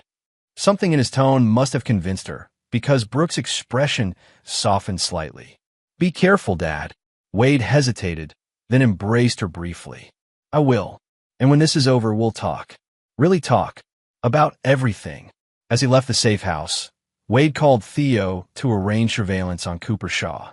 The paralegal lived in a downtown apartment and frequented a bar called the Rusty Nail after work. That would be Wade's best opportunity to approach him without arousing suspicion. The Rusty Nail was a lawyer hangout, dark and wood-paneled with discreet booths, where confidential conversations could be had over expensive whiskey. Wade spotted Shaw easily, mid-30s, meticulously dressed, nursing a bourbon at the far end of the bar. Mind if I join you? Wade asked, sliding onto the adjacent stool. Shaw looked up, annoyed at the intrusion, then froze as recognition dawned. You're Wade Donovan. And you're Cooper Shaw, Gabriel Harmon's paralegal. The man who's been helping Floyd Pearson arrange hits from prison. Shaw's hand tightened around his glass. I don't know what you're talking about. No. Wade showed him the phone taken from the hospital attackers. This burner phone is registered in your name. The text arranging the hit on me and Preston Walsh came from another phone that called this one 12 times in the past week. Shaw's composure cracked. Look, I just passed messages. I didn't know what they were planning. Save it. Wade cut him off. I don't care about your involvement. What I want to know is where Carrington is. Carrington? Shaw looked genuinely confused. Assistant Director Thomas Carrington. Floyd's inside man at the FBI. The one who just went off the grid. Understanding dawned in Shaw's eyes, followed quickly by fear. I never dealt with Carrington directly. Everything went through Harmon. And where's Harmon now? Shaw swallowed hard. I don't know. He missed a court appearance 3 days ago. His wife filed a missing persons report. But you have a way of contacting someone in Floyd's organization, Wade pressed. For emergencies. A number, a location, something. Shaw hesitated, weighing his options. Wade could almost see the calculations running behind his eyes. The risk of lying versus the danger of betraying Floyd. There's a storage unit, Shaw finally admitted. In Harmon's name, but Floyd's people use it for dead drops. Messages, cash, burner phones. Where? Secure space on 32nd Street. Unit 1047. Shaw drained his bourbon. That's all I know. I swear. Wade believed him. Shaw was a facilitator, not a planner. A man who had gotten in too deep with dangerous people and now saw no way out. What happens to me now? Shaw asked, fear evident in his voice. That depends on you, Wade replied. The FBI will be here in about 10 minutes. Your best option is to cooperate fully. Tell them everything you know about Floyd's operation, Harmon's disappearance, the hospital attack. And if I don't, Wade's expression hardened. Then I'll personally make sure Floyd learns you've been talking to me. How long do you think you'd last after that? The threat wasn't empty. Floyd had already demonstrated his willingness to eliminate liabilities, and Sean knew it. I'll cooperate, he said quickly. Wade stood to leave. Smart choice. Outside, Wade called Laurel to update her on Shaw and the storage unit. She agreed to send a team to investigate while continuing preparations to move Veronica to a secure location. What's your next move? She asked. I'm going to check the storage unit myself, Wade decided. If it's a dead drop, Carrington might be monitoring it, expecting instructions from Floyd. That's extremely risky, Laurel warned. Carrington is dangerous and desperate. So am I, Wade responded. Besides, I'll have backup. After hanging up, he called Elias, who was already en route to Phoenix with Vivian. They agreed to meet near the storage facility in 2 hours. As Wade drove across the city, his thoughts returned to Brooke. Their conversation had been difficult but necessary. For the first time in years, they had spoken honestly about the past and his role in the current situation. It wasn't forgiveness, not yet, but it was a beginning. His phone rang, a number he didn't recognize. Donovan, he answered cautiously. Hello, Wade. The voice sent a chill through him. Thomas Carrington. I understand you've been looking for me. Wade kept his tone neutral. Assistant Director Carrington. I'm surprised you'd reach out directly. Let's dispense with the formalities, Carrington said. We both know why I'm calling. You have something I want, and I have something you want. And what would that be? You have evidence from Veronica's safe deposit box. I want it destroyed. All copies, all records. Wade's grip tightened on the steering wheel. And what do I supposedly want from you? Your family's safety. Specifically, your ex-wife's. Carrington's tone was matter of fact. I'm currently looking at her in a transport vehicle that believes it's taking her to a secure FBI facility. Instead, it's heading to a location of my choosing. Wade's blood ran cold. If you hurt her, this isn't about hurting anyone, Carrington interrupted. It's about survival. Mine, and by extension, yours and Veronica's. Floyd doesn't care about either of you anymore. He just wants loose ends eliminated. So you're going against Floyd? Wade clarified. Protecting Veronica instead of eliminating her. Let's just say our interests have diverged. Floyd's imprisoned. His empire is crumbling. I'm looking toward the future. Wade processed this quickly. Carrington was playing both sides, using Veronica as leverage while potentially protecting her from Floyd's wrath. It was a desperate gambit from a man whose carefully constructed life was falling apart. What exactly are you proposing? Wade asked. A trade? The evidence for Veronica's location. You get her to safety. I disappear with my reputation intact enough to start over elsewhere. Why should I trust you? Carrington chuckled. You shouldn't, just as I shouldn't trust you. But we're both pragmatists, Wade. We understand the value of necessary compromise. Wade weighed his options. The evidence against Carrington was already with the FBI director. Copies existed in multiple locations. Trading them for Veronica's safety cost him nothing while potentially gaining valuable information. How do we do this? He asked. The storage unit on 32nd Street. Come alone, 1 hour. Bring all physical evidence. I'll give you the coordinates for Veronica. The call ended abruptly. Wade immediately contacted Laurel. Carrington has Veronica, he reported. Intercepted the transport. He's offering to trade her location for the evidence against him. Damn it. Laurel sounded genuinely shocked. The transport team was handpicked. He must have higher-level contacts than we realized. Or he used his FBI credentials before they were officially revoked, Wade suggested. Either way, he wants to meet at the storage unit in an hour. We'll mobilize a tactical team, Laurel began. No, Wade interrupted. He'll be watching. If he sees law enforcement, Veronica is dead. So what's your plan? Walk into an obvious trap. Something like that, Wade confirmed. But not without precautions. I need you to focus on locating that transport vehicle. It can't have gone far yet. After coordinating with Laurel, Wade contacted Elias and Vivian, updating them on the situation and adjusting their plan. They would provide covert support rather than accompanying him directly to the meeting. This is reckless, Vivian argued. Carrington is a trained FBI agent with nothing to lose. Which makes him predictable, Wade countered. He wants to survive this, not go down in a blaze of glory. As Wade approached the storage facility, he conducted a careful surveillance of the area. The complex was large, with multiple buildings and limited lighting. Perfect for an ambush, but also offering numerous tactical advantages for someone with Wade's training. Unit 1047 was located at the far end of a row, partially concealed from the main access road. Wade parked a distance away, checking his equipment one last time, a recording device, a non-lethal stun gun, and a satellite tracker that would allow Laurel to monitor his location. I'm in position, Elias confirmed through Wade's earpiece. Northeast corner, clear line of sight. Same, Vivian added. Southwest access road. No sign of additional vehicles or personnel. Wade proceeded on foot to the storage unit, alert for any sign of surveillance or ambush. The facility was quiet, most customers long gone at this late hour. The unit's padlock was unlocked, hanging open. Wade approached cautiously, weapon ready, and slid the door upward. The interior was empty except for a metal desk and chair in the center. On the desk sat a laptop computer, open and powered on.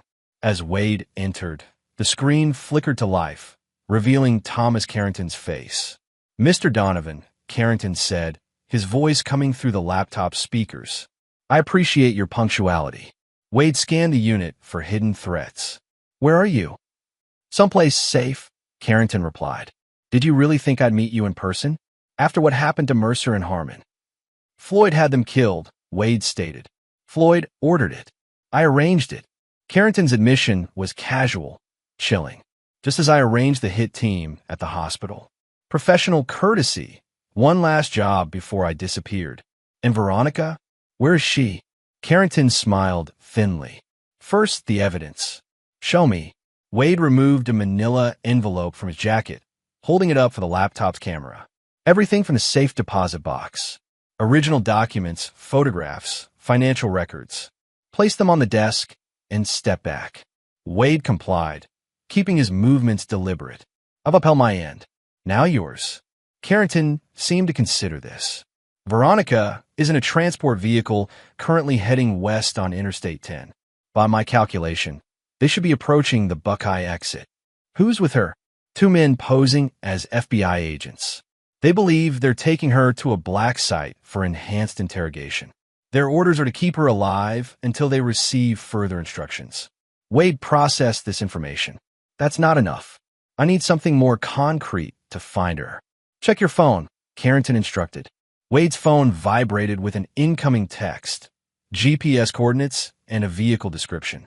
You have maybe 20 minutes before they reach their destination, Carrington continued. After that, I can't guarantee her safety. Why are you really doing this? Wade asked. Selling out Floyd, potentially saving Veronica. It doesn't fit your profile. Carrington's expression hardened. Floyd Pearson used me for years, dangling promotions and political connections while holding evidence of my early indiscretions over my head. When he went down, he expected absolute loyalty from everyone around him, regardless of the cost. He leaned closer to the camera. I refused to go down with him. So this is pure self-interest, Wade concluded. Isn't everything? Carrington smiled without humor. Our time is up, Mr. Donovan. I suggest you hurry if you want to reach Veronica before those coordinates become a burial site. The screen went dark. Wade immediately relayed the coordinates to Laurel and his team. Carrington claims Veronica is in a transport vehicle heading west on I-10, approaching Buckeye. 2 fake agents, armed and dangerous. We have highway patrol units in the area, Laurel confirmed. Redirecting now. Can you provide a vehicle description? Wade forwarded the text message.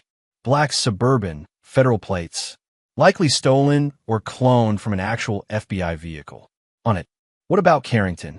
He wasn't here. Video call only. Wade examined the laptop. The computer might provide clues to his location. Leave it for the evidence team, Laurel instructed. They're en route. Your priority is Veronica. Wade hesitated. Pursuing Veronica meant letting Carrington slip away, possibly for good. But if the former assistant director was telling the truth, Veronica's life hung in the balance. I'm heading to those coordinates, he decided. Have your team approach with caution.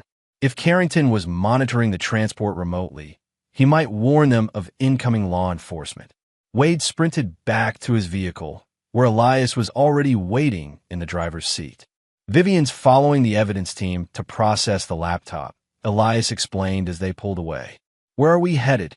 West on I-10, then off-road according to these coordinates, Wade directed. It's remote desert, perfect for making someone disappear.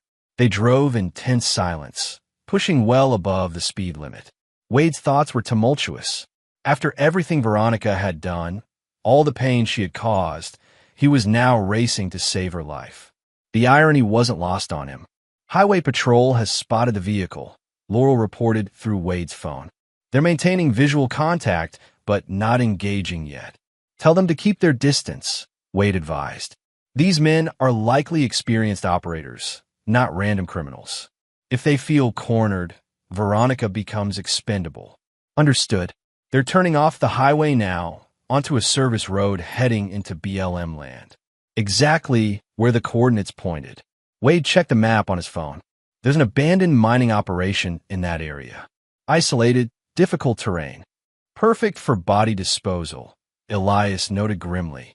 They exited the highway at the indicated interchange, following the service road into increasingly rugged terrain. The headlights illuminated dust clouds ahead. Another vehicle had passed recently. Kill the lights, Wade instructed. We'll approach the final stretch dark.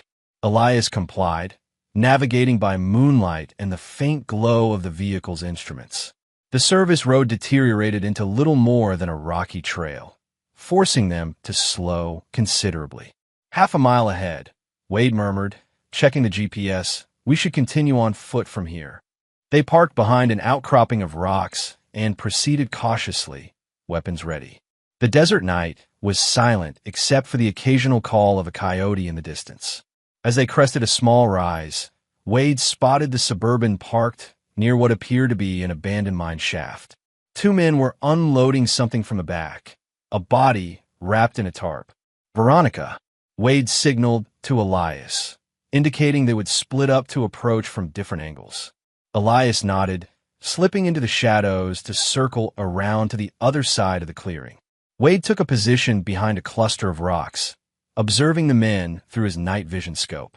Both were armed with handguns, moving with the practiced efficiency of professionals. One was tall and lean, The other stocky with a military-style haircut. Neither matched Carrington's description. The tarp-wrapped figure moved slightly. Veronica was alive and conscious. "Get her up," the taller man ordered, his voice carrying in the still desert air. "The shaft is another 100 yards that way."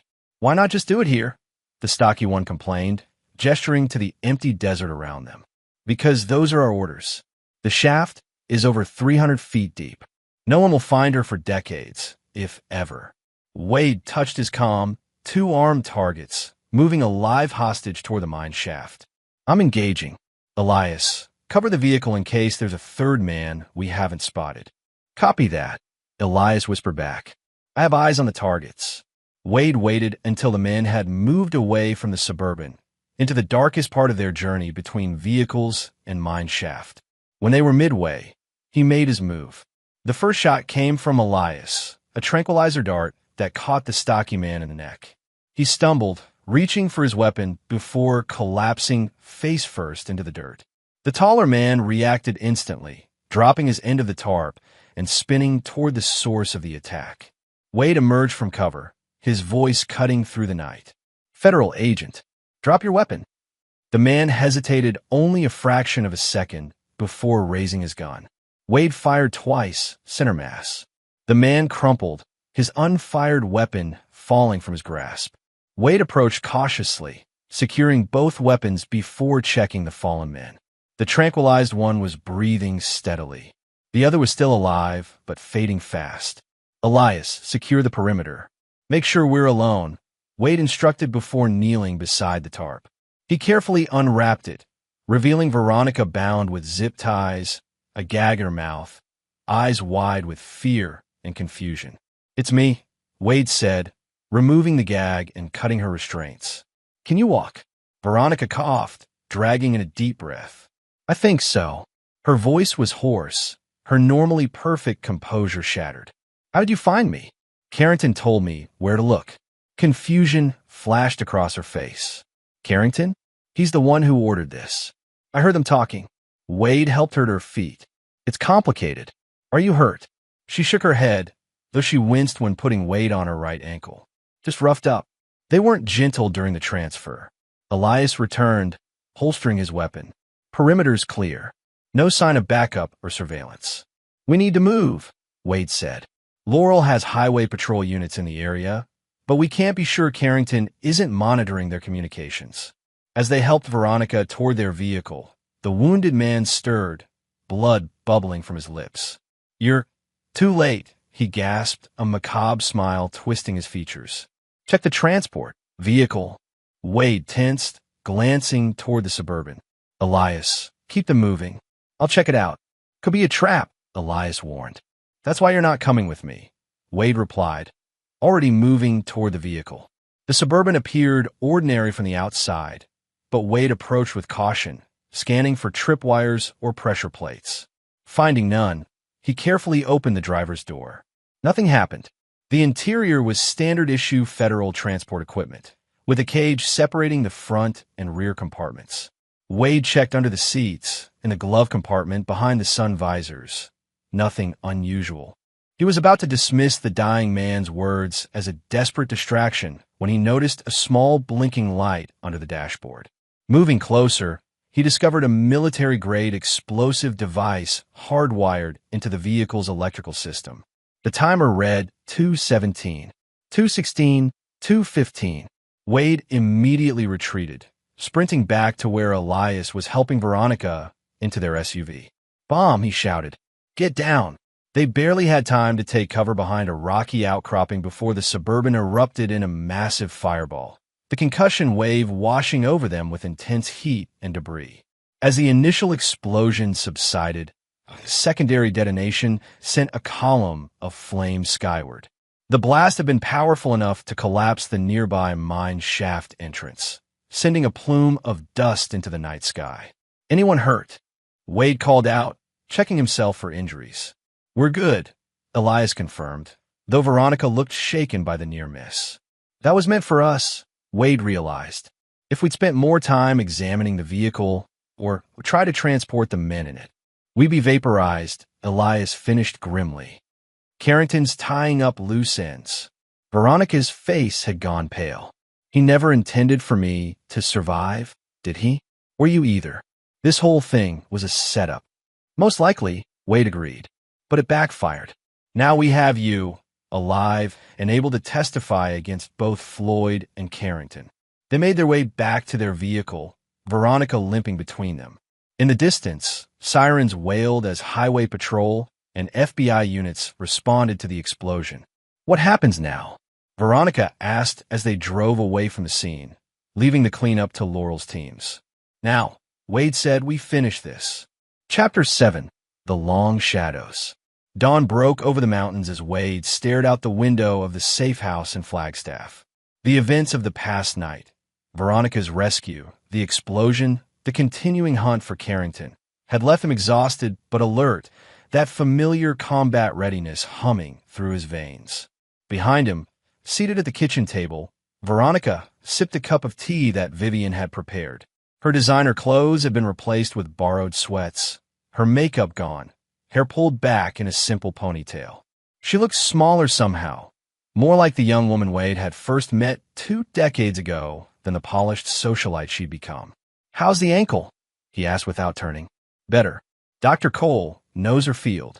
Veronica's voice held a note of grudging respect for Vivian, who had treated her injuries upon their arrival at the safe house. Wade turned from the window. Laurel will be here in an hour to take your official statement. I suggest you tell her everything. No holding back information as leverage. I'm not the enemy anymore, Wade. Veronica set down her cup. Floyd tried to have me killed. Twice, apparently. That doesn't erase the past 8 years. Or your role in everything Floyd did. She met his gaze evenly. No, it doesn't. I've made my choices, and I'll face the consequences. But right now, we have a common enemy. Wade couldn't argue with that logic. Floyd might be in jail, but through Carrington and other allies, he was still dangerous. The attack at the hospital, the attempt on Veronica's life. These weren't the actions of a defeated man. Elias entered from a back room where he'd been communicating with Theo. We've got something. Theo tracked the signal from the laptop at the storage unit. It was bounced through multiple servers, but he managed to narrow the origin to somewhere in Nevada, likely Las Vegas. That fits, Veronica interjected. Floyd has properties there under shell companies. A penthouse at the Palermo, a ranch outside Henderson. Wade and Elias exchanged glances. You never mentioned these properties before, Wade noted. Because they're not in any official records, Veronica explained. Floyd kept them for special circumstances. Very few people know about them. And you think Carrington might be using one as a hideout? It's possible. Floyd would have given him emergency protocols, secure locations, resources. Wade considered this new information. If Carrington is in Vegas, that's outside Laurel's immediate jurisdiction. He'd need local FBI cooperation, which could be risky if Floyd has other contacts in the Bureau. So what's the play? Elias asked. Before Wade could answer, Wrench appeared in the doorway, leaning on her crutch. If you boys are planning a field trip to Vegas, count me in. My leg's feeling better. You're staying here, Wade said firmly. The hell I am, Wrench shot back.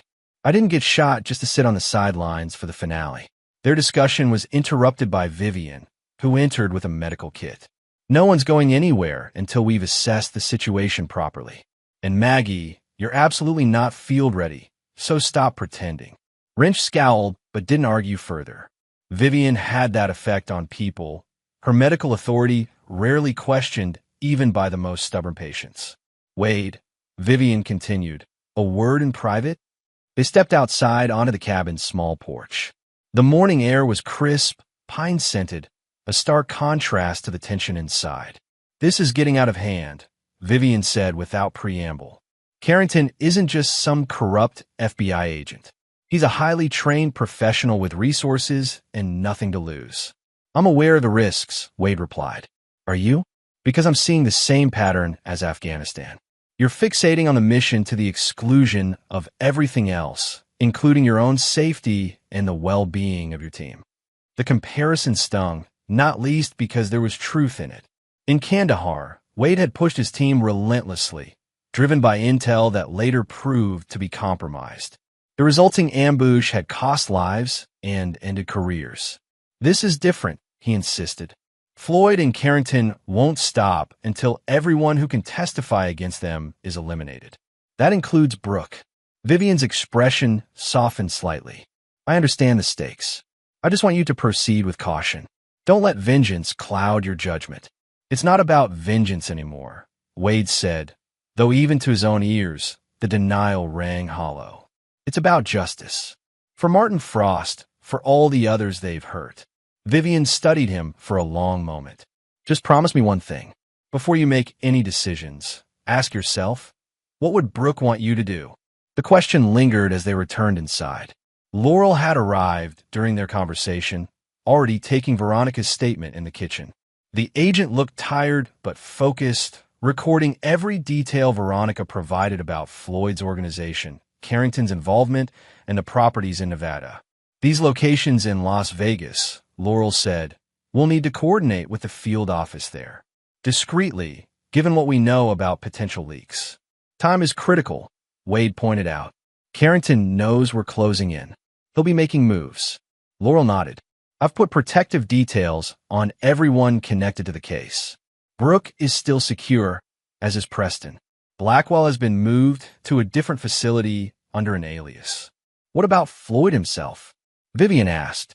"If Carrington is acting on his behalf, they must be communicating somehow. Floyd's under lockdown, all privileges suspended. No visitors, no phone calls, no mail." Laurel paused. "But that doesn't mean he's isolated. People like Floyd always have contingencies." Wade's phone rang. "Theo." "We've got movement," Theo reported without preamble. "Large withdrawal from one of Floyd's hidden accounts. 500,000 converted to cryptocurrency within the hour." Carrington, Wade guessed, getting ready to disappear. "Most likely. The transaction originated from a private terminal at a boutique hotel in Henderson, just outside Vegas." "The ranch," Veronica confirmed. "It's near Henderson. That has to be where Carrington is operating from." Wade made a quick decision. "Theo, book us on the next flight to Vegas. Private if possible, commercial if necessary. We move in 3 hours." "Already on it," Theo assured him before hanging up. Laurel looked troubled. "Wade, I can't officially sanction this. If you go after Carrington without proper authorization, then don't sanction it," Wade interrupted. "Consider us private citizens following a lead. If it pans out, the FBI Las Vegas field office gets the credit for the arrest. And if it doesn't pan out," Laurel challenged, "if this goes sideways, I won't be able to protect you." "We're not asking for protection," Wade stated. "Just don't get in our way." The preparations moved quickly after that. Theo arranged a private flight from Flagstaff to Henderson Executive Airport. Elias and Vivian gathered equipment and supplies. Wrench, despite her protests, would remain at the safe house with direct communication links to coordinate logistics. Veronica, having completed her statement, approached Wade as he was checking his gear. "I want to come with you," she said. Wade looked up in surprise. "That's not happening. I know the ranch, the layout, the security systems, the protocols. You need me. What I need is for you to stay here where it's safe. Your testimony is crucial to building a case against Floyd and Carrington." Veronica's eyes flashed with determination. "This isn't just about testimony anymore. Floyd tried to have me killed. After everything I did for him, everything I sacrificed. My daughter barely speaks to me. My life is in ruins." Her voice cracked slightly. "I want to see this through. I need to." Wade studied her, seeing beyond the polished exterior to the wounded, angry woman beneath. "This won't redeem you, Veronica. Nothing will erase what you've done.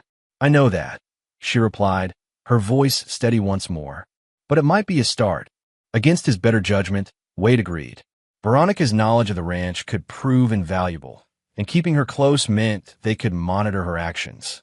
As they boarded the small private jet 3 hours later, Wade received a text from Brooke. "Heard about what happened last night.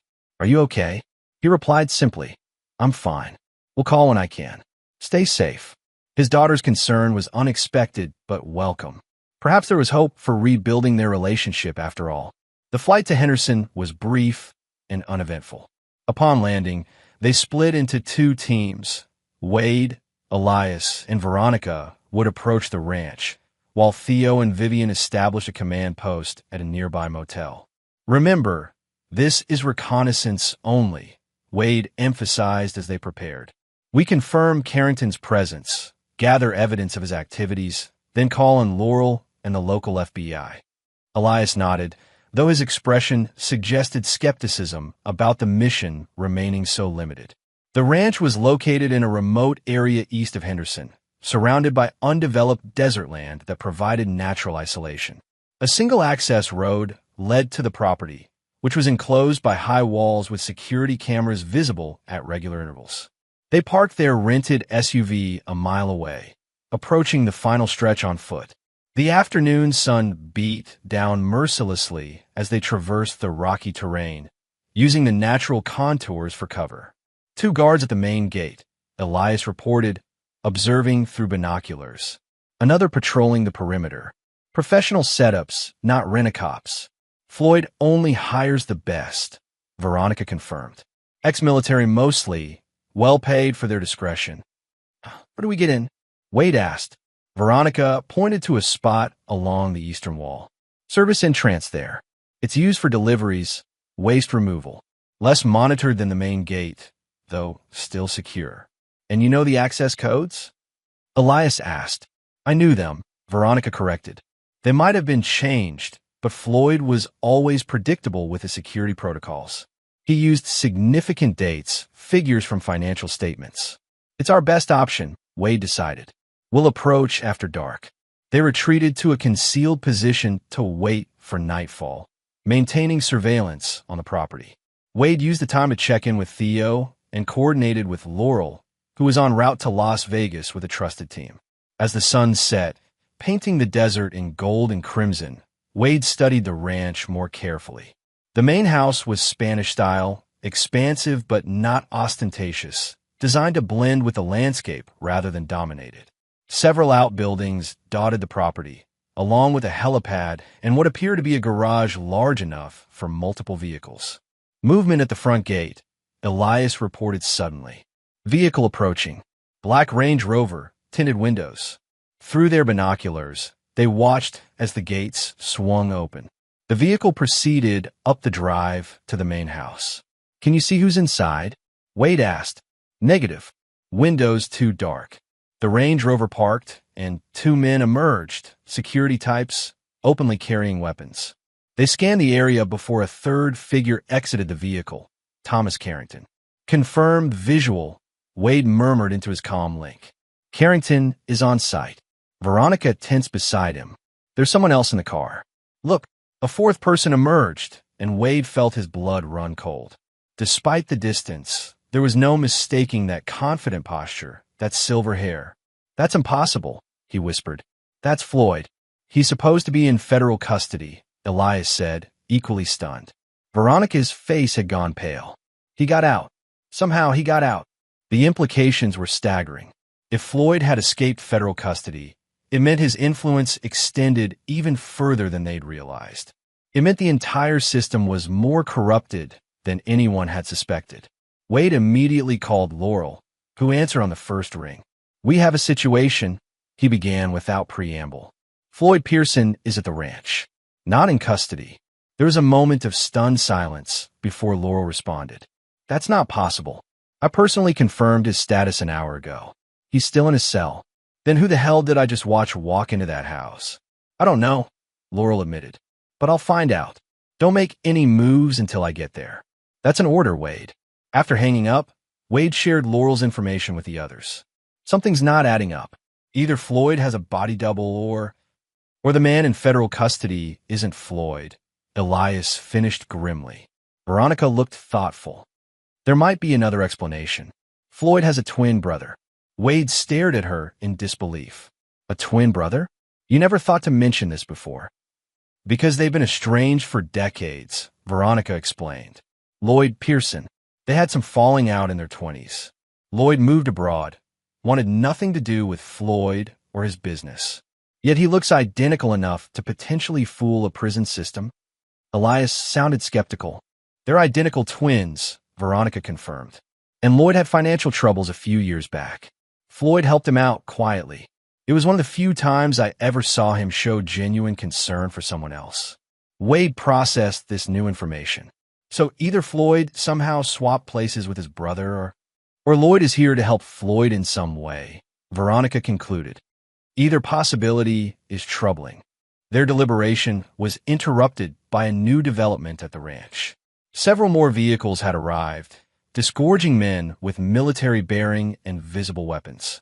The security presence was increasing dramatically. This isn't just a hideout, Elias observed. It started to look like a defensive position. Wade agreed. The influx of personnel suggested preparation, either for an attack or for departure. Either way, time was running out. His phone vibrated with a text from Theo. Massive data transfer detected from property. Someone's downloading or uploading substantial files. They're gathering evidence or destroying it, Wade realized. We need to move now. What about Laurel's order to wait? Elias reminded him. Wade made his decision. If we wait, whatever's happening inside might be completed. We proceed with infiltration as planned. Maintain surveillance only unless directly threatened. As darkness fell completely, they made their approach to the service entrance Veronica had identified. The perimeter patrol patterns were predictable, allowing them to time their movements between sweeps. The access panel at the service entrance was modern but not cutting edge. A standard keypad with an 8-digit code. Any ideas? Wade asked Veronica. She studied it thoughtfully. Try 061-82015.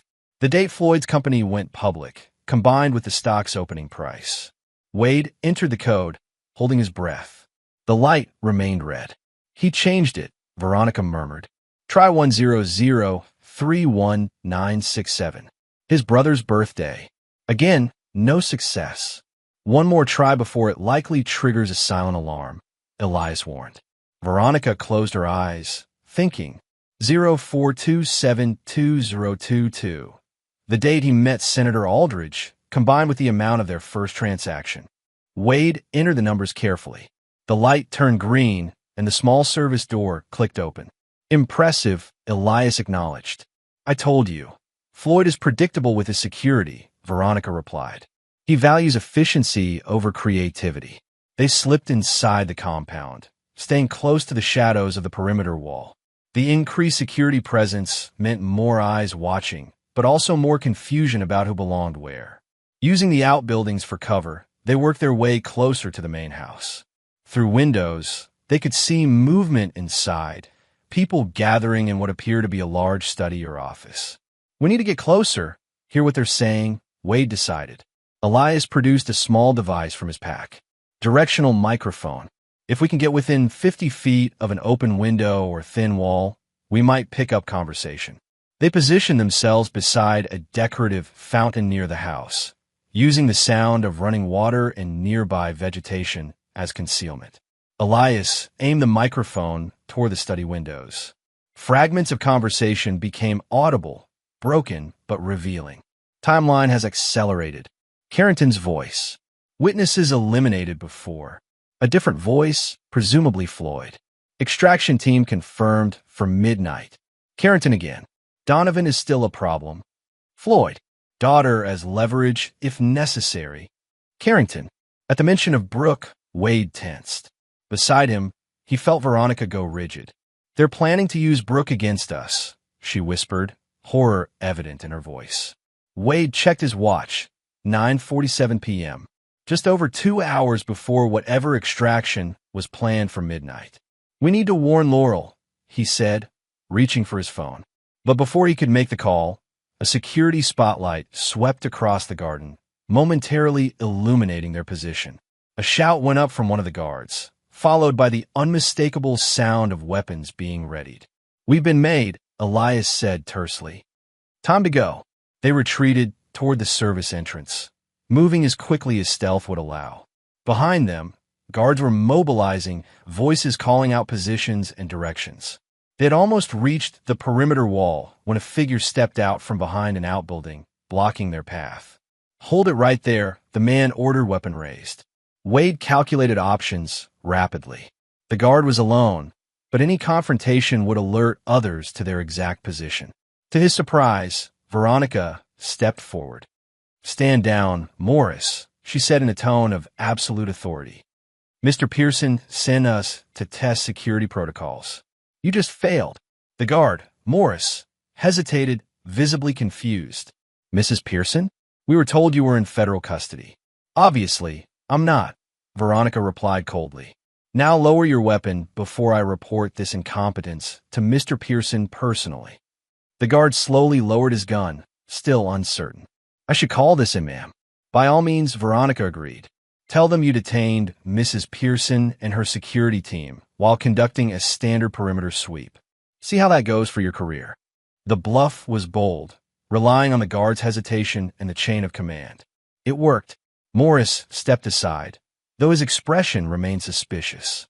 They continued toward the service entrance, maintaining a confident pace rather than the rushed retreat they desperately wanted to make. That was quick thinking, Wade acknowledged once they were safely outside the compound. "I recognized him," Veronica explained. "Morris Keegan. He's been with Floyd's security team for years. Not the brightest, but loyal. He'll report the encounter," Elias pointed out. "They'll know we were here, which means we need to move fast," Wade agreed, already calling Laurel. The situation just got a lot more complicated. Chapter 8. The Black Box. "Absolutely not," Laurel said firmly. They were gathered in a suite at the Henderson Executive Airport Hotel, hastily converted into an operations center. Maps and surveillance photos of the ranch covered one wall, while computers monitored security feeds and communications. "Floyd is planning something major for midnight," Wade argued. "An extraction, possibly international, if he leaves U.S. jurisdiction." "I understand the urgency," Laurel interrupted, "but a direct assault on a heavily fortified compound, based on fragments of overheard conversation, it's too risky, especially with the complications you've discovered." The complications she referred to were substantial. Laurel had confirmed that the Floyd Pearson in federal custody appeared to be legitimate based on fingerprints and DNA. Yet Wade, Elias, and Veronica had all seen someone identical to Floyd at the ranch. "The twin brother theory is our best explanation," Theo offered from behind his laptop. "I've been digging into Lloyd Pearson.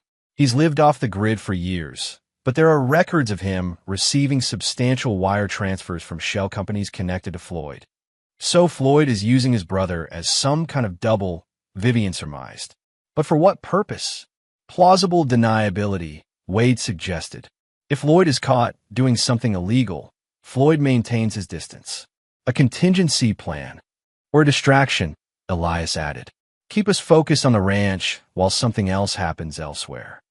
Laurel checked her watch. 10:43 p.m. Whatever they're planning, we have just over an hour to prevent it. I have a tactical team assembled, but I need more than fragmented conversations before I can authorize an operation. What about the threat to Brooke? Wade pressed. They specifically mentioned using her as leverage. I've already increased her security detail and moved her to a different safe house, Laurel assured him. She's secure. Veronica, who had been quiet since their return from the ranch, suddenly spoke up. There's something else we should consider. The black box. All eyes turned to her. What black box? Laurel asked. Floyd's insurance policy, Veronica explained. A secure server containing sensitive information on everyone he's ever dealt with. Politicians, judges, business leaders, foreign contacts. Enough compromising material to destroy hundreds of careers and potentially destabilize markets. And you're just mentioning this now? Wade demanded. Veronica met his gaze steadily. Because Floyd never told me where it was located, just that it existed and would activate automatically if certain conditions were met, such as his arrest and imprisonment, Theo reasoned. Exactly, but he always maintained personal control over the activation sequence.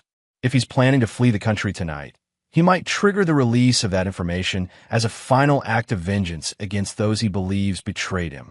The implications were staggering. If Floyd released damaging information on hundreds of powerful figures simultaneously, the chaos could be unprecedented. Can we trace this server? Laurel asked Theo. He looked doubtful. Without knowing where to start, Unlikely in the time we have. Floyd would have used multiple layers of security, proxy servers, time delay protocols. But if we could access his personal devices at the ranch, Veronica suggested, we might find the location or the abort codes. Theo finished, understanding her logic. Laurel still looked skeptical. That's a big if, and it still requires entering a hostile compound with minimal intelligence. Wade considered the problem from different angles. What if we had more intelligence? A way to confirm what's happening inside without a direct approach. I'm listening, Laurel said. Wade turned to Theo. The ranch has security cameras. Can you hack into their feed? Unlikely in this time frame. They'd be on a closed circuit, not connected to external networks. But the property does have internet access, Elias pointed out. You detected that data transfer earlier, which means there might be other connected devices we could access, Theo acknowledged, already typing furiously. Smartphones, laptops, home automation systems. Focus on Carrington, Wade suggested. He's been on the run, making calls, transferring funds. He's more likely to have used non-secure systems than Floyd. For tense minutes, they watched Theo work, his fingers flying across the keyboard, screens filling with code. Finally, he let out a small sound of triumph. Got something. Carrington's phone is connected to the ranch's Wi-Fi. I can't access the phone directly, but I can see the network traffic. He's been researching private airfields in Mexico and wire transfer protocols to Cayman Island banks. That confirms the extraction plan, Laurel acknowledged. There's more, Theo continued.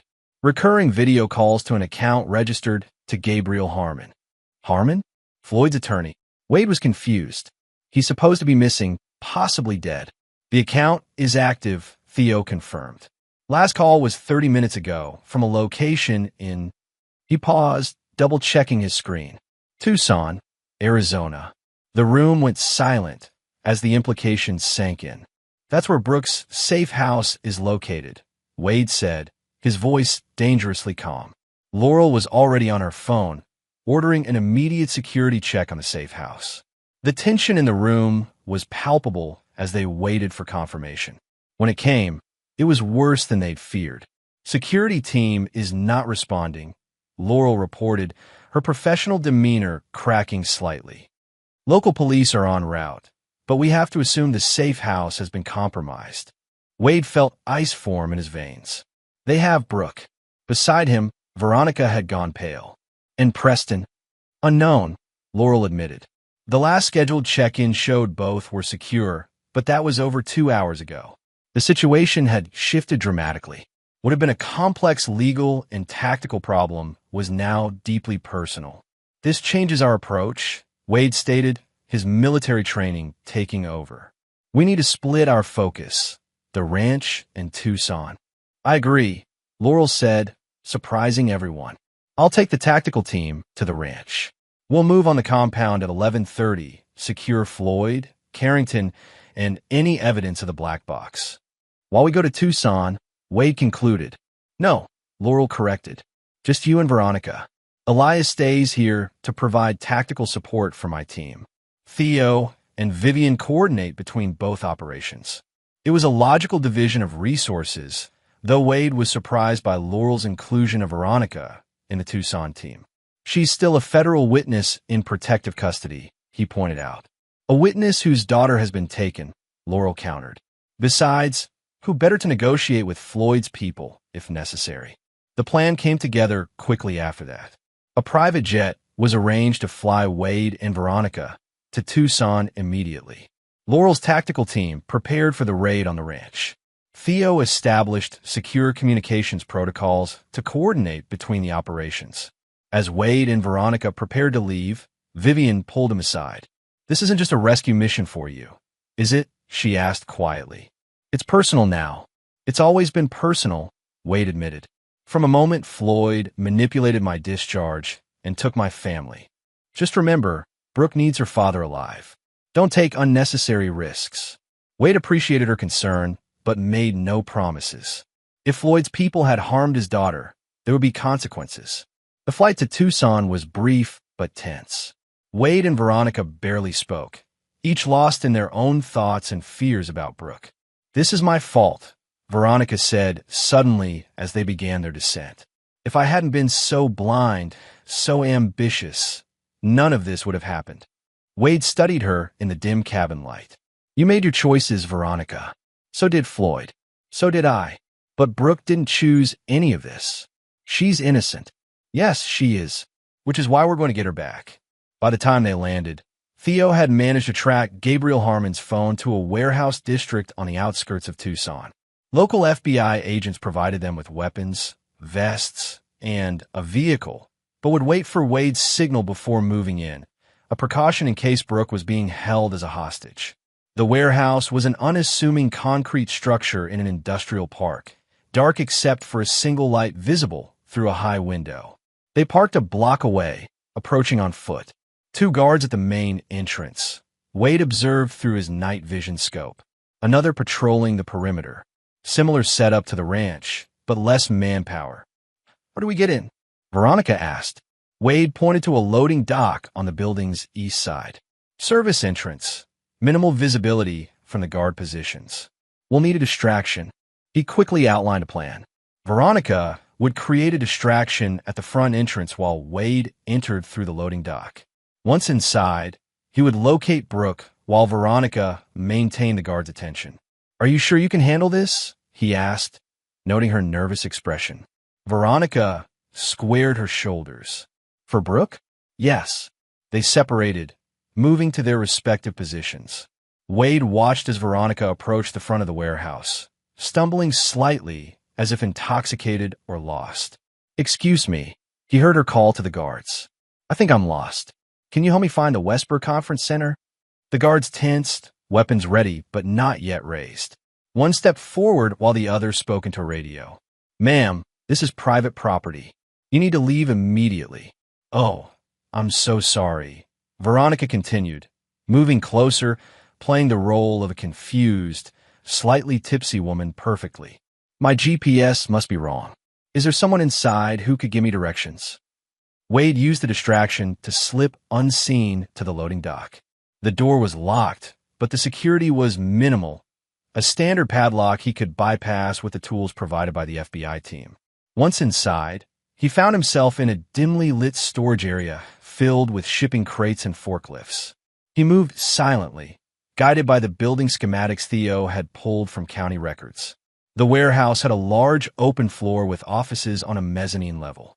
The light they'd observed came from one of these offices, where shadows moved behind frosted glass. Wade made his way to the metal staircase leading to the mezzanine, careful to avoid the sight lines of a guard stationed near the entrance to the main floor. At the top of the stairs, he pressed against the wall, listening. Voices came from the lit office, a man speaking firmly, another responding with evident frustration. Can't wait any longer, the first voice was saying. Midnight extraction means midnight. Not 12:30, not when it's convenient. The girl is secure, the second voice replied. But Preston is still unconscious from the transfer. Moving him is risky. That's not my problem. Mr. Pearson was explicit. Wade edged closer to the office door, which was slightly ajar. Through the gap, he could see Gabriel Harmon, very much alive, pacing nervously.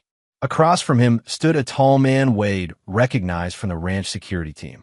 But most importantly, he could see Brooke seated in a chair at the far end of the office. She appeared unharmed, though her wrists were bound to the chair arms. Her expression was a mixture of fear and defiance that reminded Wade painfully of himself. He needed to assess the full situation before acting. How many guards were in the building? Where was Preston? Were there other hostages? His earpiece crackled with Veronica's voice. Front distraction complete. Guards diverted to northwest corner. 2 minutes before they returned. That was his window. Wade burst into the office, weapon raised. Federal agent. Hands where I can see them. Harmon froze, hands instinctively rising. The security man reached for his weapon, but stopped when Wade's aim shifted directly to his forehead. Dad! Brooke's voice was shocked, disbelieving. Are you hurt? Wade asked her without taking his eyes off the 2 men. No, but Preston is in the next room. They drugged him. Wade gestured with his weapon. Both of you on the ground. Face down, hands behind your heads. The security man complied slowly, calculating odds that Wade could read in his expression. Harmon simply collapsed, all pretense of confidence evaporating. This wasn't supposed to happen, Harmon babbled as Wade secured them with zip ties. Floyd promised we'd be extracted, given new identities. He said no one would get hurt. Shut up, the security man hissed. Wade quickly checked that both men were securely restrained before moving to Brooke. Are there other guards inside the building? 2 more, she replied as he cut her free. 1 watching Preston, 1 at the rear exit. Wade touched his comm. Veronica, we have Brooke. 2 additional hostiles inside. 1 guarding a rear exit, 1 in a secondary office with Preston. I'll alert the FBI team, she responded. ETA, 3 minutes. Brooke's eyes widened at the mention of Veronica. Mom is here. Long story, Wade said. Can you walk? Brooke nodded, rubbing her wrists where the restraints had left marks. Preston first. He needs medical attention. The secondary office was across the mezzanine. Through its window, Wade could see Preston lying motionless on a couch, a guard seated nearby with a weapon across his lap. Stay back, Wade instructed Brooke before approaching the door.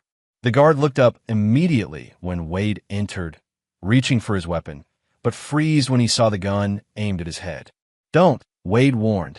Hands up, stand slowly, turn around. The guard complied, allowing Wade to secure him with zip ties like the others. As soon as the guard was restrained, Brooke rushed to Preston's side. He's breathing, she reported, checking his pulse. But they injected him with something. He hasn't fully woken up since. Wade examined Preston briefly. His pulse was steady, his breathing regular. Most likely a sedative rather than anything immediately life-threatening. The FBI team will have medical support, he assured Brooke. They'll be here in minutes. From outside came the sound of vehicles arriving, voices calling out commands. The FBI team had moved in early, securing the perimeter. Wade, Veronica's voice came through his earpiece. Harmon's phone is receiving a call from the ranch. It might be Floyd. This was an opportunity they couldn't miss. Wade retrieved Harmon's phone from where it had fallen during the arrest. Answer it, he instructed Harmon. On speaker. 1 wrong word and you'll regret it. Harmon nodded frantically, accepting the call. Yes, sir. Gabriel. The voice was unmistakably Floyd's. Status report. The packages are secure, Harmon replied, his voice surprisingly steady despite the gun Wade held to his head. Ready for transport as scheduled. Change of plans, Floyd said. The extraction has been moved up. The helicopter will be there in 30 minutes. Be ready. 30 minutes, Harmon repeated. Yes, sir. And Gabriel? Once you deliver the packages to the airfield, your services will no longer be required. Understood. The implied threat was clear. Floyd had no intention of taking Harmon with him. The attorney was just another loose end to be eliminated. Understood, sir, Harmon replied, his face ashen. The call ended. Harmon looked up at Wade, the last of his loyalty to Floyd visibly crumbling. He was going to kill me, he said, sounding more bewildered than afraid. After everything I've done for him. That's Floyd's way, Wade confirmed. No loose ends. FBI agents flooded the mezzanine, securing the prisoners and checking the offices. Medical personnel attended to Preston, confirming Wade's assessment of a heavy sedative. In the midst of the controlled chaos, Brooke finally noticed Veronica, who had entered with the FBI team. Mom. Brooke's voice was a mixture of confusion and wariness. Veronica approached cautiously. Are you all right, sweetheart? Brooke nodded uncertainly. What are you doing here? I thought you were in jail. I was. It's complicated. Veronica glanced at Wade. Your father and I, we're working together for now. The reunion was interrupted by Wade's phone ringing. Laurel. The ranch operation was successful, she reported. We have Floyd, Carrington, and Lloyd Pearson in custody. No casualties. And the black box? Wade asked. That's the problem. We found physical evidence confirming its existence, but not the server itself or the abort codes. And according to the documents we seized, it's set to activate at midnight regardless of Floyd's status. Wade checked his watch. 11:42 p.m. Just 18 minutes until whatever devastating information Floyd had collected would be released. Put Floyd on the phone, he requested. There was a brief pause before Floyd's voice came through, tight with controlled anger. Wade, I should have known you'd be involved in this. Inconvenience. It's over, Floyd. Your extraction plan failed. Your brother and Carrington are in custody. Harmon and his team are arrested. There's no escape. Perhaps, Floyd conceded. But in 18 minutes, my legacy will be secured. The black box will release every secret, crime, indiscretion I've documented over decades. The chaos will be magnificent. At what cost? Wade challenged. Is vengeance worth destroying Brooke's future too? Because she'll be collateral damage when this information goes public. There was a telling silence on the line. Brooke has nothing to do with this, Floyd finally said. Doesn't she? You used her fiancé to spy on her. You had her kidnapped to use as leverage. And now you're about to release information that will destroy her mother's reputation beyond what the courts might do. How does Brooke rebuild a life after that? Wade's strategy was calculated. Despite everything, Floyd had shown occasional genuine concern for Brooke, treating her more like a daughter than a pawn in his games with Wade. Let me speak to her, Floyd demanded. Wade hesitated, then held out the phone to Brooke. Floyd wants to talk to you. Your choice. Brooke took the phone, her expression hardening. Floyd. Whatever Floyd said in response was too quiet for Wade to hear, but Brooke's reaction was clear. You had me kidnapped, she said, her voice rising. You had Preston drugged. You tried to have my father killed. And now you want me to what? Forgive you? Understand your difficult position? She listened for another moment, her expression shifting from anger to disgust. No, Floyd, I don't accept that. You don't get to destroy more lives and call it a business necessity. Her voice became ice cold, reminding Wade painfully of Veronica at her most formidable. If you ever cared about me at all, you'll stop this. Now, there was a long silence before Brooke handed the phone back to Wade. He wants to speak with you again, she said, her voice shaking slightly. Wade took the phone. Yes. The abort codes, Floyd said reluctantly. They're in Veronica's personal safe at the penthouse. The combination is Brooke's birthday. He paused. This doesn't change anything between us, Wade. When I get out, and I will get out, we'll finish this. Agreed, Wade replied. But for now, you've made the right choice. He immediately relayed the information to Theo, who was already working with the FBI cyber team to access the safe and implement the abort codes. The next few minutes were tense as they waited for confirmation. Wade stood with Brooke and Veronica, an unlikely family reunion under the most extreme circumstances. I don't understand why you helped them find me, Brooke said to Veronica. After everything. You're my daughter, Veronica replied simply. Whatever mistakes I've made, whatever crimes I've committed, that hasn't changed. At 11:58 p.m., Wade's phone rang again. Theo. We got it, he reported triumphantly. Abort codes implemented. The black box has been neutralized.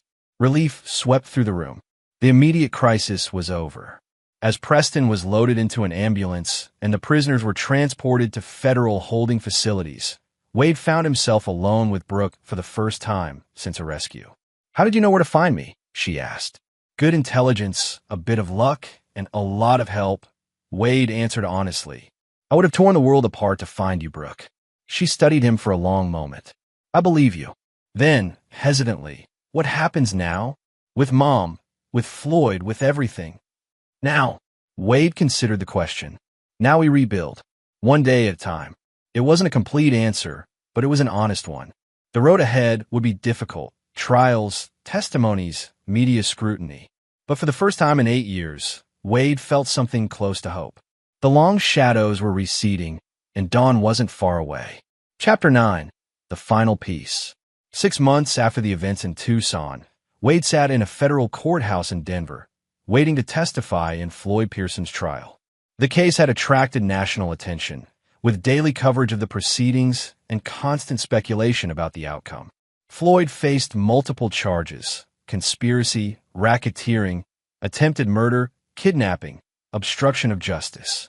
The evidence against him was overwhelming, bolstered by testimony from former associates eager to reduce their own sentences. Veronica had been the prosecution's star witness, providing detailed accounts of Floyd's criminal activities over the years. Her cooperation had earned her a plea deal, 10 years instead of life, with a possibility of parole after 5. Carrington had also cut a deal, revealing the full extent of corruption within certain sections of the FBI. The scandal had prompted a major internal investigation and reform initiative. Wade's testimony today would focus on the events in Kandahar, the compromised mission, the ambush that killed his teammate, Floyd's connection to intelligence leaks. It was the final piece of the prosecution's case, linking Floyd's business interests abroad to direct harm against U.S. military personnel. As he waited, Wade reviewed his prepared statement. The courtroom doors opened, and Brooke entered, taking a seat in the back row. She offered a small smile of encouragement. Their relationship had improved gradually in the months since a rescue. Weekly dinners, honest conversations, a mutual willingness to move forward rather than dwell on past grievances. It wasn't perfect, but it was progress. Preston was with her, having recovered fully from the sedatives administered during his kidnapping. The revelations about his initial role in Floyd's organization had been difficult for Brooke to accept, but his subsequent actions, refusing to participate in more serious crimes, protecting Brooke when possible, had earned him a second chance. The wedding had been postponed indefinitely, but they remained engaged, cautiously rebuilding trust. Wade was called to the stand shortly before noon. As he was sworn in, he caught sight of Floyd at the defense table, impeccably dressed as always, his expression neutral. Their eyes met briefly, mutual recognition of adversaries. The prosecutor led Wade through his testimony, establishing his military background, his expertise in intelligence operations, the circumstances of the Kandahar mission. Then came the critical questions about Floyd's involvement. Major Donovan, based on the evidence you've reviewed, including communications between Floyd Pearson and Colonel Hargrove, what is your assessment of Mr. Pearson's role in the ambush that resulted in the death of Specialist Torres? Wade answered clearly, emotion controlled but evident. Floyd Pearson provided Colonel Hargrove with financial incentives to leak intelligence about our unit's movements in Kandahar province. This information was then sold to local militia groups with connections to Pearson's mining interests in the region. And the purpose of this intelligence sharing? To eliminate oversight of Mr. Pearson's illegal extraction operations. Our unit was investigating corruption in the provincial security forces, which would have eventually exposed Pearson's activities. The cross-examination was aggressive but ineffective. Floyd's attorney attempted to portray Wade as obsessed with revenge, his testimony tainted by personal grudges. But the documentary evidence was too strong, the corroborating witnesses too numerous. When Wade was finally dismissed, he felt a weight lift from his shoulders. The truth about Kandahar was now public record, no longer a festering wound, but a documented injustice on its way to resolution. Outside the courtroom, he found his team waiting: Theo, Elias, Wrench, and Vivian.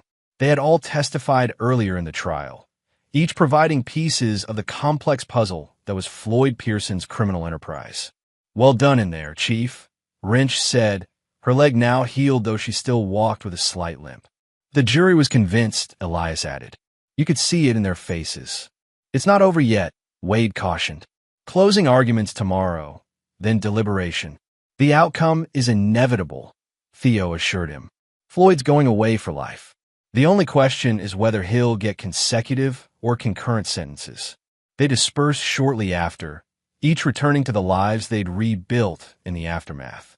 Elias had accepted a position with a private security firm specializing in corporate intelligence. Wrench had retired to Montana, where she trained service dogs for veterans. Theo had expanded his cybersecurity business, now contracting with federal agencies to improve their digital defenses. Vivian had perhaps changed the least, continuing her medical practice while serving as a consultant on trauma cases. She and Wade had cautiously renewed their friendship, occasional dinners and long conversations about everything except the case. As the others left, Brooke approached with Preston. "You did well, Dad," she said. "It couldn't have been easy revisiting Kandahar like that." "It was necessary," Wade replied. "For closure, if nothing else." Preston extended his hand somewhat awkwardly. "Mr. Donovan." I wanted to thank you again for what you did in Tucson, for saving us both. Wade accepted the handshake, still reserving judgment on the young man who had initially entered Brooke's life under false pretenses. "How's the new job?" he asked. After the scandal broke, Preston had been disbarred, his legal career in ruins. But he'd found work with a nonprofit organization helping veterans navigate the complexities of the benefits system, a position Wade had quietly helped secure through his military contacts. Challenging, Preston admitted, but rewarding. These men and women deserve better than what the system often provides. Wade nodded, recognizing the genuine commitment in Preston's voice. People could change given the right motivation and opportunity. His own journey over the past 8 years was testament to that. "Dad," Brooke said, "we're having dinner tonight at that new place on 16th Street. Would you like to join us?" The invitation was casual but significant. The first time she had included him in plans with Preston outside their scheduled family dinners. "I'd like that," Wade accepted. 7 o'clock. After confirming details, Brooke and Preston left for a meeting with his probation officer. Wade watched them go, still marveling at how much had changed in 6 months. His phone rang. Laurel Winters. "Just checking in," she said when he answered. "How did it go today?" "As expected. The prosecution built a solid case. Your team did good work." Laurel had been promoted following the Carrington investigation, now leading a special task force on public corruption. Their professional relationship had evolved into a tentative friendship, built on mutual respect and shared experiences. "The director asked me to convey his personal thanks for your testimony. It can't have been easy revisiting those events." "It wasn't," Wade acknowledged, "but it was necessary for Torres's family, if nothing else." After finishing the call, Wade decided to walk back to his apartment rather than take a cab. The afternoon was pleasant, early summer in Denver bringing clear skies and moderate temperatures. As he walked, he reflected on how much his life had changed. His security consulting business had grown, partly due to the publicity surrounding the case, but mostly through referrals from satisfied clients. He'd moved to a better apartment in a quieter neighborhood. Most importantly, he'd reconnected with Brooke.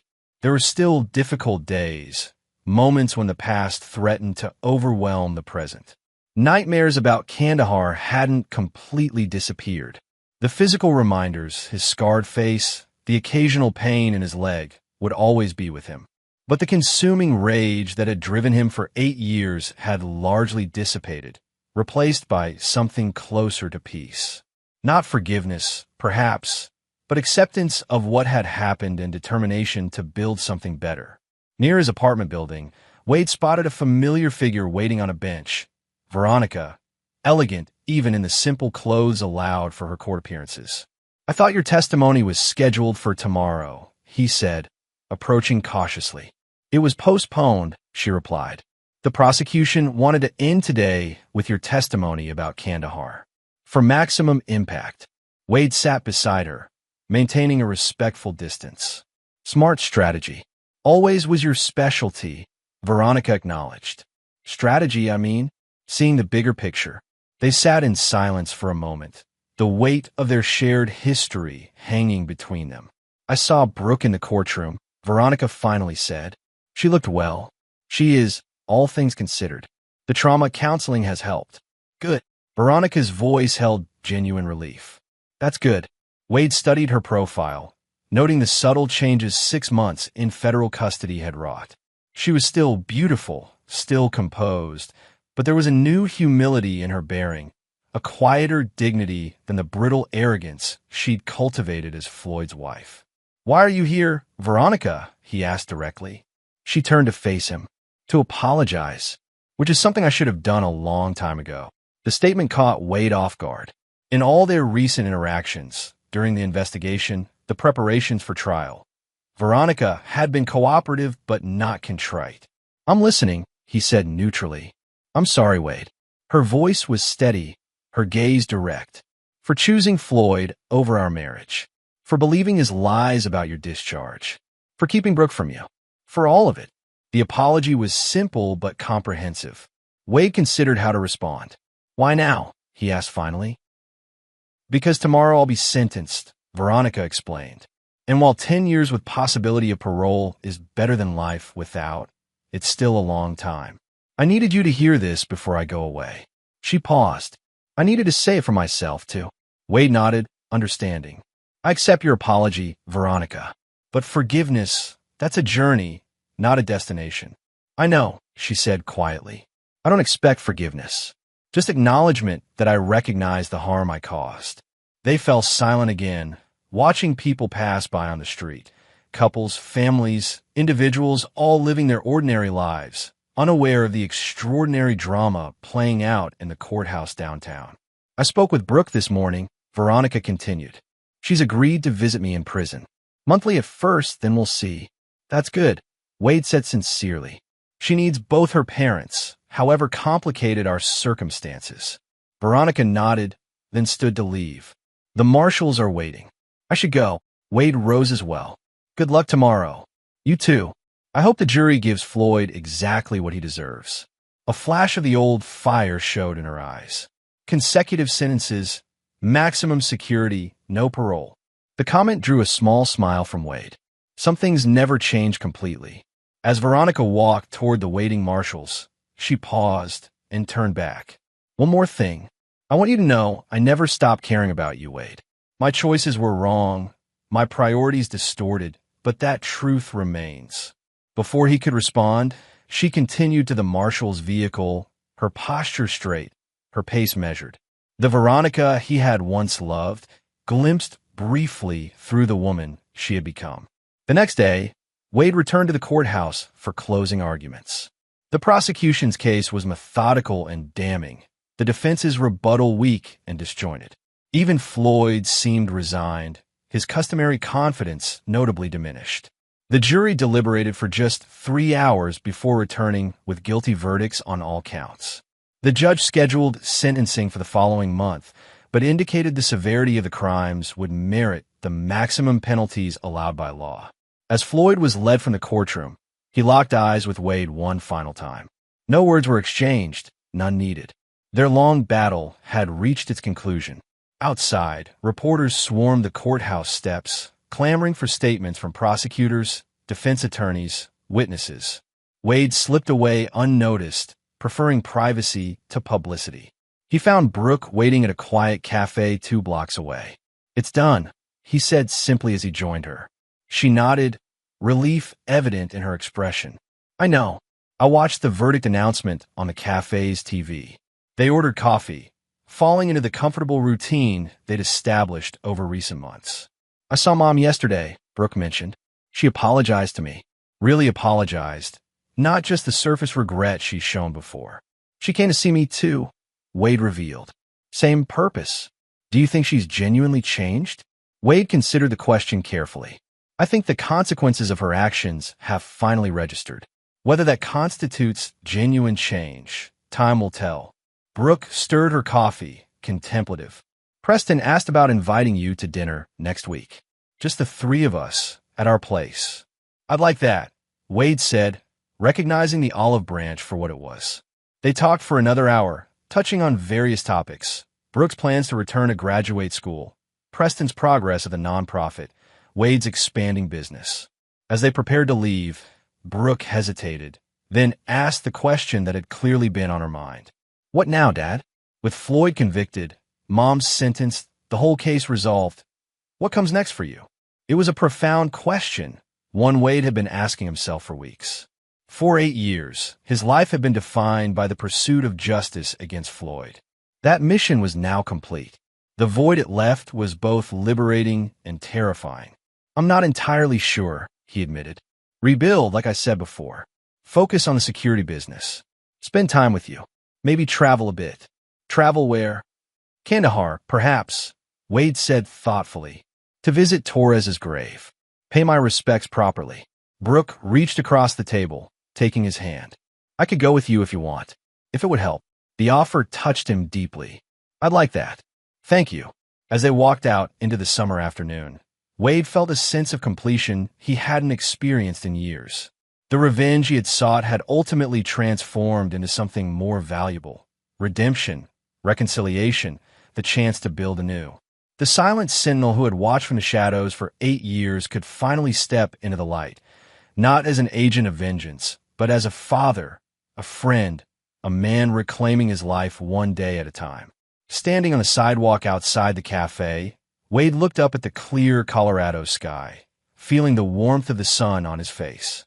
For the first time in years, the future held more promise than pain, more possibility than regret. "Ready?" Brooke asked, gesturing toward their next destination. Wade smiled, genuine and unguarded. "Yes," he said, "I think I am." And there you have it. Another story comes to an end. What did you think? I'd love to hear your thoughts in the comments below. If you enjoy this story, consider joining our community by subscribing. It means the world to us. For more stories like this one, check out the recommended videos on screen. And I'll see you there.